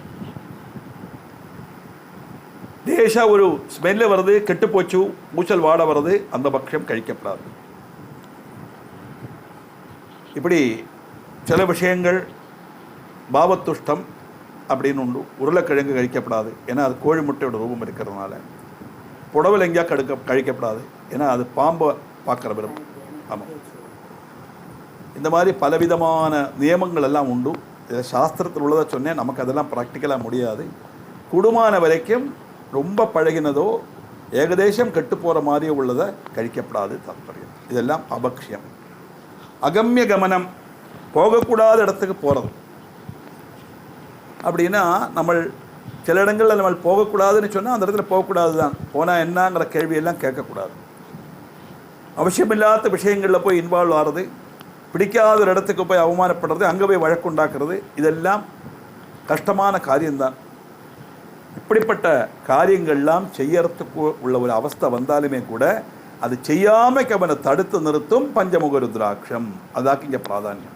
சாரி, ஆமாம், இந்த ருத்ராட்ச தாரணம் நிஜ சம்சர்க்கத்தில் உண்டாகப்பட்ட தோஷத்தையும் அபக்ஷிய பக்ஷியம் கழிக்கப்பட்ட பாவத்தையும் இல்லாமாக்கும். அதுதான் இந்த பஞ்சமுக ருத்ராட்சத்தினுடைய மகிமை. ஷட்பக்திர கார்த்திகேயஸ்து தாரணாத் தட்சிணே புஜே பிரம்மஹத்யாதிகை பாபே முச்சதே நாத்திர சம்சயா. ஆறுமுக ருத்ராட்சம் கார்த்திகேயனை குறிக்கும். ஆறுமுகம் இல்லையா அவருக்கு, ஷண்முகன். இது வலது கையில் தரிக்கணும். ஆறுமுக ருத்ராட்சத்தை வலது கையில் தரிக்கணும்.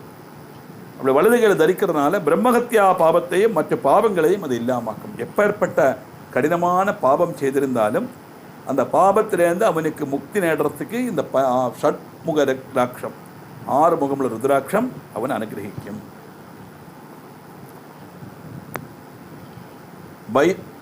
சப்தவக்திரோ மகேஷானி ஹனங்கோ நாம நாமதா தாரணா தஸ்ய தேவேஷி தரித்ரோ ஈஸ்வரோ பவேத். ஏழுமுக ருத்ராட்சம் அதை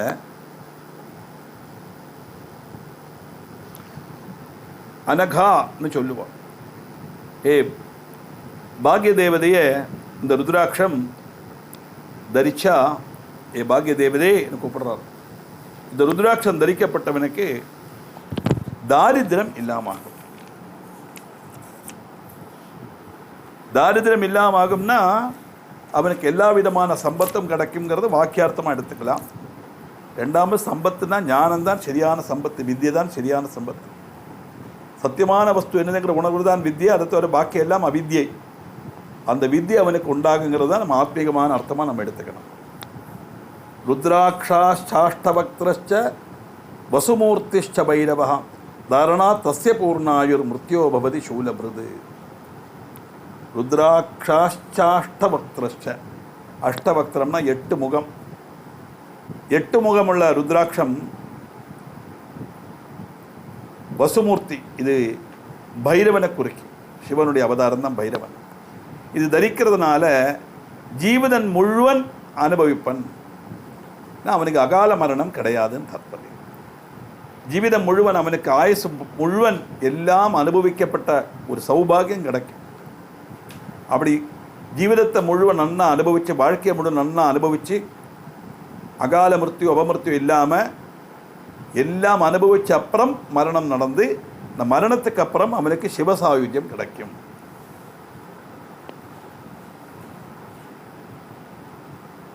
தரணா தஸ்ய பூர்ணாயுர் மிருத்யோ பவதி சூலபிருது. பூர்ணாயசுனா 120 வருஷமாக பூர்ணாயசு.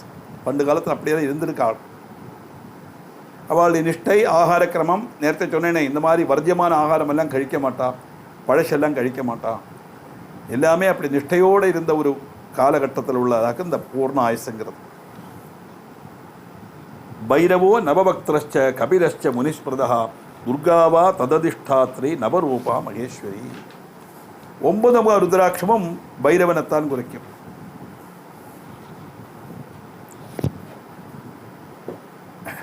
பைரவன், கபிலன், இந்த மாதிரி உள்ள தேவதா சுரூபங்களுடைய பிரதீகம்தான் 9 முக ருத்ராட்சம். இந்த கபிலன்கிறது சந்நியாச சிரேஷ்டன். இதனுடைய தேவதை நவதுர்கா மகேஸ்வரி தான் 9 முக ருத்ராட்சத்துக்கு ஈஸ்வரி. அதனால நவதுர்கையினுடைய பிரபாவத்தை 9 முகமுள்ள ருத்ராட்சம் குறிக்கிறது சொன்னால் நவதுர்கையினுடைய அனுகிரகம் பரிபூர்ணமாக கிடைக்கும் இந்த 9 முக ருத்ராட்சம் தரிச்சதுனால. இது எங்க தரிக்கணும்? தம் தாரயேத் வாமஹஸ்தே ருத்ராட்சம் பக்தி தத்பரஹாம் சர்வேஸ்வரோ பவன் நூனம் மம துல்லியோ ந சம்சயா. இந்த 9 முக ருத்ராட்சத்தை இடது கையில் தரிக்கணும், பக்தியோடு தரிக்கணும். அப்படி அவன் ஒருவன் தரிப்பனானா என்னை போல சர்வேஸ்வரன் ஆகிறான். பரமேஸ்வரனை எப்படி எல்லாரும் ஸ்துதிப்பளோ, எப்படி அவனை பகுமானிப்பாளோ, அதே மாதிரி இந்த 9 முக ருத்ராட்சத்தை தரிக்கப்பட்டவன் இடது கையில் 9 முக ருத்ராட்சம் தரிச்சா அவனுக்கு அந்த மதிப்பும் மரியாதையும் கிடைக்கும். அதனால தசபக்திரோ மகேஷானி ஸ்வயம் தேவோ ஜனார்தனா தாரணா தஸ்ய தேவேச்சி சர்வான் காமானவாப்னியான். ஏ பார்வதி, 10 முக ருத்ராட்சம் இருக்கு. அந்த தசமுக ருத்ராட்சம் ஜனார்தனனை குறிக்கும். இந்த தாரணம் ஏ மகாபாகே எல்லா விதமான ஆக்கிரகங்களையும் பூர்த்தியாக்கும். விஷ்ணுவனுடைய பிரதீகமாக சொல்லப்பட்டது, ஜனார்தன பிரதீகமாக சொல்லப்பட்டது 10 முக ருத்ராட்சம். ஏகாதச முகோயஸ்து ருத்ராட்ச பரமேஸ்வரி சருத்ரோ தாரணாத்தஸ்ய சர்வத்திர விஜயி பவேத். 11 முக ருத்ராட்சம் ருத்ரனை குறிக்கும். ருத்ரனுடைய சங்கே 11, ஏகாதச ருத்ரன் இல்லையா, ருத்ர சங்கே 11. இந்த 11 முகத்தோடு உள்ள ருத்ராட்ச தாரணம் சர்வ விஜய பிராப்தி லபிக்கும். அவன் எந்த காரியம் செய்தாலும் அவனுக்கு விஜயம்தான் தாற்பயம். அப்படின்னா தடசம் இல்லாமல் எல்லா காரியங்களும் சத்கர்மங்களும் பண்ணுறதுக்குள்ள ஒரு பாக்கியம் அவனுக்கு சித்திக்கும் 11 முகமுள்ள ருத்ராட்சத்தை தரிச்சான். துவாதசாஸ்யம் து ருத்ராட்சம் தாரயேத் கேசதேவ்ஷயே ஆதித்யாச்சைவதே சர்வே துவாதசைவ ஸ்திதாஸ்ததம். 12 முக ருத்ராட்சம் 12 ஆதித்யன்மாரை குறிக்கும். 12 ஆதித்யன்மார் எப்படி, ஒரு ஆதித்யனுடைய பிரகாசமே நமக்கு தெரிகிறது. 12 ஆதித்யன்மார் பிரகாசிச்சா எப்படி இருக்குமோ அந்த மாதிரி பிரகாசிப்பன் எவனொருவன் 12 முக ருத்ராட்சத்தை தரிச்சான்னு தாற்பயம். त्रयोदश मुखो विश्वा देवस्थात् धारणान्तरः सर्वान् कामान् अवाप्नोति सौभाग्य मंगलम लभेत्. 13 முக ருத்ராட்சம் விஸ்வதேவனை குறிக்கும். இந்த தாரணம் எல்லா ஆகிரகங்களும் சாதிக்க மாத்திரமல்ல எல்லா பாக்கியங்களும் அவனுக்கு கைகூடும். இது அவனுடைய கிரகத்தில் பிரதிபலிக்கும்.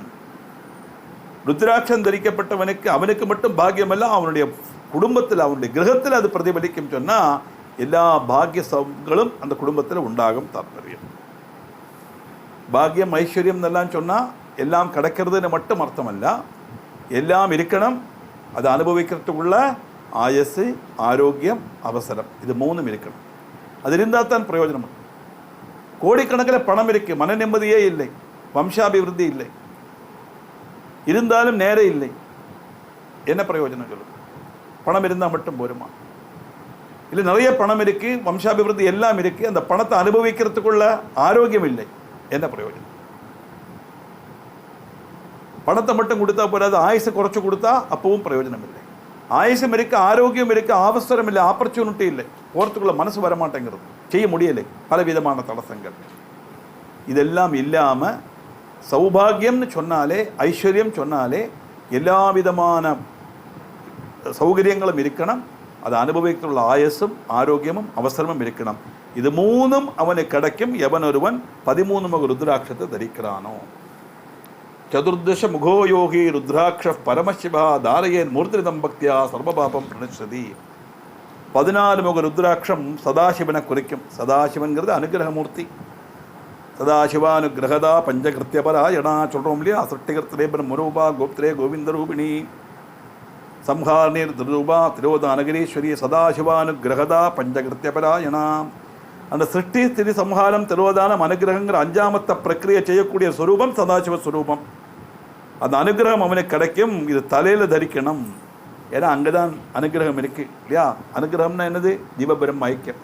சகசிராரே பத்மே சகரகசி பத்யா விஹரசே சொல்கிறோம் இல்லையா. அந்த சகசிராரத்தில் தான் 1000 இதழுள்ள தாமரையில் பரமேஸ்வரனோடு அப்படியே ரகசியமாக இருக்கான்னு சொன்னால் மற்ற சாதாரண விஷயங்களில் லயிக்கப்பட்ட மனசிலாக்க முடியாத இடம் சகசிரார பத்மம்னு அர்த்தம். அது அந்த பக்தியோடு அது தரிக்கப்பட்டவன் சர்வபாப விநாசனம். ஏன்னா ஆக்ஞா சக்கரத்தில் 6ஆமத்து ஆதாரத்தில் எல்லா ஆசனங்களும் வாசனைகளும் கழிஞ்சு தானே அவன் 7ஆமத்து ஆதாரத்துக்கு போகிறான். அங்கே பாவம் உண்டாலும் அதை அனுபவிக்கிறதுக்கு பிறந்துதானே ஆகணும். அப்படின்னா மறுபிறவி இல்லாத ஜீவபிரம் ஐக்கியம் பயந்த வகலை அதான் சிவனோட சேர்றதுன்னு தாற்பயம். இந்த ருத்ராட்சம் 14 விதமான முகமுள்ள ருத்ராட்சம் சொன்னோம். ஓரோ ருத்ராட்சமும் எப்படி தரிக்கணும் அப்படிங்கிறதான் வருது. ஓம் ஹ்ரீம் நமஹா சொல்லி 1ஆமத்து ருத்ராட்சம், ஓம் நமஹா சொல்லி 2ஆமத்து ருத்ராட்சம், க்ளீம் நமஹான்னு சொல்லி 3 முக ருத்ராட்சம், ஓம் ஹ்ரீம் நமஹா சொல்லி 4 ருத்ராட்சம், ஓம் ஹ்ரீம் நமஹா சொல்லி 5 முக ருத்ராட்சம், ஓம் ஹ்ரீம் ஹும் நமஹா சொல்லி 6ஆமத்து ருத்ராட்சம், ஓம் ஹும் நமஹா 7ஆமத்து ருத்ராட்சம், ஓம் ஹும் நமஹா சொல்லி 8ஆமத்து ருத்ராட்சம், ஓம் ஹ்ரீம் ஹும் நமஹா 9 முக ருத்ராட்சம், ஓம் ஹ்ரீம் நமஹான்னு சொல்லி 10 முக ருத்ராட்சம், ஓம் ஹ்ரீம் ஹும் நமஹா 11 முக ருத்ராட்சம், ஓம் க்ரௌம் க்ஷௌம் ரௌம் நமஹா இது 12 முக ருத்ராட்சம். அது தோரஷ ஆதித்யனை குறிக்கும் அதாக்கம். ஓம் ஹ்ரீம் நமஹா 13 முக ருத்ராட்சம், ஓம் நமஹா 14 முக ருத்ராட்சம். இது உங்கள் புக்கில் இருக்குது, நீங்கள் அதை நோட் பண்ணிக்கோ. பக்தி ஸ்ரத்தா யுதச்சைவ சர்வகாமார்த்த சித்தையே ருத்ராட்சான் தாரணையன் மந்திரர் தேவான் ஆலசிய வர்ஜிதா. இந்த ஓரோ ருத்ராட்சம் தரிக்கிறது சொன்னார். யாதொருவன் திருடபக்தி விசுவாசத்தோட எல்லா ஆக்கிரகம் பூர்த்திக்காக ஆக்கிரகிக்கிறானோ அவனுக்கு சோம்பேறித்தனம் இருக்காது. அப்படின்னு தான் அந்த தமோ குணம் இல்லாமாயிடும் தாத்பரியம். எந்த ஒரு சத்கர்மமும் பண்ணுறதுக்கு நம்ம தயாராகும் போது அதுக்கு இடையூறு வரும், அதை செய்ய முடியாமல் நம்மளை தடுக்கும். அப்புறம் பார்த்துக்கலாம், இன்றைக்கி சரியில்லை, ரொம்ப க்ஷீணமாக இருக்குது, இப்படியெல்லாம் சொல்லி நம்மளை அதை போஸ்ட்போன் பண்ணுறோம் இல்லையா, அதுதான் சோம்பேறித்தனம். அதுதான் சரிக்கும் மகிஷாசுரன். அதை சோம்பேறித்தனம் இல்லாமாக்கும். அதனால் அப்படிப்பட்ட ஒரு எண்ணம் உள்ளவன் சோம்பேறித்தனம் இல்லாமகணும், திருடபக்தி விசுவாசத்தோட எல்லா அனுகிரகமும் எனக்கு கிடைக்கணும்னு நினைக்கப்பட்டவன் ருத்ராட்சம் தரிக்கணும். வினாமந்திரின யோதத்தே ருத்ராட்சம் புவி மானவா சயாதி நரகம் கோரம் யாவத் இந்திராஷ்டதுர்தசா. இப்படி மந்திர உச்சரிக்காத ருத்ராட்சம் தரிக்கிறதே கல்பாந்த காலத்தோളം நரகத்தில் வசிப்பன். அப்படி நேரத்தை நம்ம சொன்னோமே, அந்த மாதிரி மந்திரத்தை சொல்லணும். இது எப்படி சார் ஓர்மை இருக்கும் அப்படின்னு சொன்னால், நம்ம கையில் என்ன ருத்ராட்சம் இருக்கோ அந்த மந்திரத்தை மட்டும் நம்ம ஞாபகத்துக்கு வச்சுக்கலாம். அப்படி இல்லைன்னா நமசிவாயான்னு சொல்லிட்டு தரிச்சுக்கலாம், ப்ராப்ளம். ருத்ராட்ச தாரண சமயத்தில் மந்திர ஜபத்தோடு செய்யணும்னு தாத்பரியம், அவ்வளவுதான். ருத்ராட்ச மாலினியம் திருஷ்டுவா பூதப்பிரேத பிசாதகா டாகினி சாகினி ஜெய்வ ஏஜான்யே துரோககாரகாக கிருத்திரிமம் ஜெய்வ கிஞ்சித் அபிச்சாராதிகம் செய்யத் தற்சர்வம் தூரதோயாது திருஷ்டுவா சங்கீத விக்கிரகம். ருத்ராட்ச தாரணம் செய்கிறவனை ശ്രദ്ധിச்சா எல்லா விதமான துஷ்ட சக்திகளும் டாகினி சாக்கினி பூதப்பிரத பிசாதிகள்லாம் இருக்கே, இதொன்னும் அவன் கிட்டே நெருங்காது. அவனை கண்டா அந்த விட்டு ஓடி போயிடுமா, அது கிட்டக்கே வராது, அந்த விட்டு ஓடி போயிடும். அதனால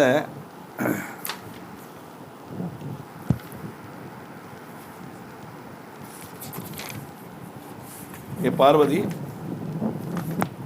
ருத்ராட்ச மாலினம் திருஷ்டுவா சிவோ விஷ்ணு பிரசீததி தேவி கணபதி சூரியஸ்சான்யேபி பார்வதி. ருத்ராட்ச தாரணம் யாதொருவன சிவன் விஷ்ணு எல்லா தேவதைகள் கணேசன் சூரியன் முதலான தேவதா ஸ்வரூபங்களாலும் அனுகிரகிக்கப்படுவன். ருத்ராட்ச தாரணம் மட்டும் போதும். ஏவஞாத்வாது மாஹாத்மியம் ருத்ராட்சஸ்ய மகேஸ்வரி சமயக் தாரியா சமந்திராச்ச பக்தியா தர்ம விருத்தையே. ஹே மகேஸ்வரி, ருத்ராட்சத்தோட மகிமையை மனசிலாக்கி ஒருவன் தரிக்கிற சமயத்தில் அவன் தர்மிஷ்டனாகிறான். இவ்வளவு விஷயங்கள் இருக்குங்கிறத தெரிஞ்சிட்டவன ருத்ராட்சம் தரிக்கிறதுக்கு தான். அப்படி அந்த விஷயங்கள் தெரிஞ்ச தரித்தவன் இந்த ருத்ராட்சம் என்னத்தினால் தரிக்கிறதுனால என்னென்ன பலம் நமக்கு கிடைக்கும்னு நிற்கும் போது அவன் அதர்மமான காரியத்தை செய்ய மாட்டான் தாத்பரியம். இத்தியுக்தம் கிரிஜாகிரேஹி சிவேன பரமாத்மனா பஸ்ம ருத்ராட்ச மாஹாத்மியம் புக்தி முக்தி பலப்பிரதம். இந்த மாதிரி சிவன் பார்வதிக்கு ருத்ராட்ச மகிமையை பஸ்ம சிரசிலையும் எப்படி தரிக்கணும் அப்படின்னு வர்ணிக்கிறார். இந்த வர்ணனை எல்லா சுகங்களையும் கொடுக்கப்பட்டது. கடைசியில் முக்தியும் கொடுக்கும் இந்த ருத்ராட்ச மகிமையினுடைய வர்ணனை. இது கேட்கறதுனால அப்படிங்கிறார். அதனால சிவஸ்யாதி பிரியௌஜ்ஞேயோ பஸ்ம ருத்ராட்சதாரணோ தத்தாரண பிரபாவக்தி முக்தி முக்திர்ன சம்சயா. ஏதொருவன் பஸ்மம் பூசி ருத்ராட்சம் தரிக்கிறானோ அவன் சிவனுக்கு பிரீதி உள்ளவனாகிறான். இந்த தாரணையிலான அவனுக்கு கிடைக்கக்கூடியது லௌகிகமான எல்லா சுகங்களும் அனுபவித்து மரணானந்தரம் மோட்சம் சித்திக்கும். பாருங்க, எல்லாத்திலும் இப்படி தான் லௌகிகமான எல்லா சுகபோகங்களையும் அனுபவித்து அவனுக்கு மரணானந்தரம் மோட்சம் கிடைக்கும் தாத்பரியம். ஏன்னா எல்லாம் அனுபவிச்சாதான் அந்த மோகம் இல்லாமல் ஆகும். அதில் ஒன்றும் இல்லை அப்படிங்கிறது அனுபவத்தில் தானே தெரியும் இல்லையா? விரக்தி வரும். அது எதுவுமே கொஞ்ச நாள் கழிஞ்சா போர் அடிக்கத்தானே செய்யும். அது மட்டுமல்ல, ஏதோ இருக்கு நினச்சிட்டு இருக்கோம், ஒன்றும் இல்லைங்கிற உணர்வு அதை பார்த்தா தான் தெரியும். அந்த அனுபவம் அனுபவிச்சு கடைசியில் மோகம் க்ஷயிச்சு அவனுக்கு மோட்சம் சித்திக்கும். அதனால் பஸ்மருத்ராட்சதாரிய சிவபக்த உச்சதே பஞ்சாட்சர ஜபாசக்த பரிபூர்ணச்ச தன்முகே. ஒருவன் எப்போதும் ருத்ராட்சம் பஸ்மம் தரிச்சுண்டு அவன் நாமமந்திரம் சொல்லப்பட்ட சமயத்தில் அவன் பரமசிவ பக்தனாக மாறுறான். மட்டுமல்ல, அதுபோல எப்போதும் பஞ்சாட்சரம் ஜபிக்கிறதுனால அவன் பூர்ணதையை பிராபிக்கிறான். எல்லா விதத்திலையும் பூர்ணதையை பிராபிக்கிறான். அப்படின்னா அவன் எந்த காரியம் செய்தாலும் அது விஜயம். அவன் எங்கே போனாலும் அவனுக்கு மதிப்பு மரியாதை எல்லாத்துலேயுமே ஒரு பூர்ணதை உண்டு. ஒரு டிஸ்பிளஷருங்கிறது அவனுடைய லைஃப்பில் உண்டாகாது. அப்படிப்பட்ட சிவபக்தனாக மாறுவன். அது மட்டுமல்ல, தத் சர்வம் 91 இல்லையா, வினா பஸ்மத் திரிபுண்டரேட வினா ருத்ராட்சமாலயா பூஜுதோமி மகாதேவோ நா அபீஷ்ட பலதாரகா. விபீத ருத்ராட்ச தாரணம் இல்லாமல் சிவாராதனை செய்தால் அபீஷ்ட பலம் சித்திக்காது. உடனே கேட்பா, தெரிஞ்சு தொட்டாலும் தெரியாமல் தொட்டாலும் தொடத்தானே செய்யும், அது கிடைக்காதா அப்படிங்கிறதெல்லாம் உடனே வந்துடும். இந்த தாத்பரியம் என்னன்னா, நான் சொன்னேனே சூன்ய நெத்தியால் பண்ணக்கூடாது.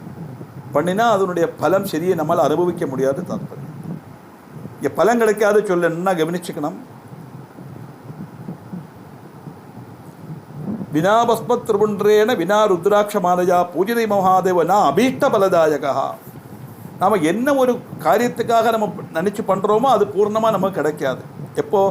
வினா பஸ்மத் திரிபுண்டரேன, பஸ்மம் தரிக்காமலோ, வினா ருத்ராட்ச மாலையா, ருத்ராட்ச மாலை தரிக்காமலோ, பூஜிதோபி மகாதேவனை பூஜிக்கிறதுனால அபீஷ்ட பலம் பூர்ணமாக சித்திக்காது. அதனால நான் தற்சர்வம் சமாக்கியாதம் எத் பிருஷ்டம் கி முனீஸ்வரா பஸ்ம ருத்ராட்ச மகாத்மியம் சர்வகாம சமிருத்திதம். ஏ மகர்ஷிகளே, நீங்கள் கேட்டுங்கோ. எல்லா கேள்விக்கும் நான் பதில் சொல்லிட்டேன். ருத்ராட்சம் பஸ்மம் இதனுடைய பிராதானியத்தையும் விசேஷங்களையும் நான் சொன்னேன். இது எல்லா ஆகிரக பூர்த்தியையும் கொடுக்கக்கூடியதாக்குங்கிறத நீங்கள் மனசிலாக்கியிருப்பேன்னு நினைக்கிறேன். அது நல்லா நீங்கள் மனசில் வச்சுங்கோ.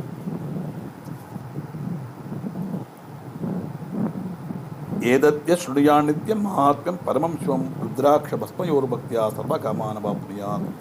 இக சர்வ சுகம் புக்த்வா புத்திர பௌத்ராதி சம்யுதா லபேத் பௌரத்ர சம்மோஷம் சிவஸ்யாதி பிரியோ பவேத். இப்படிப்பட்ட மனுஷன் புத்திர பௌத்ராதிகளோடும்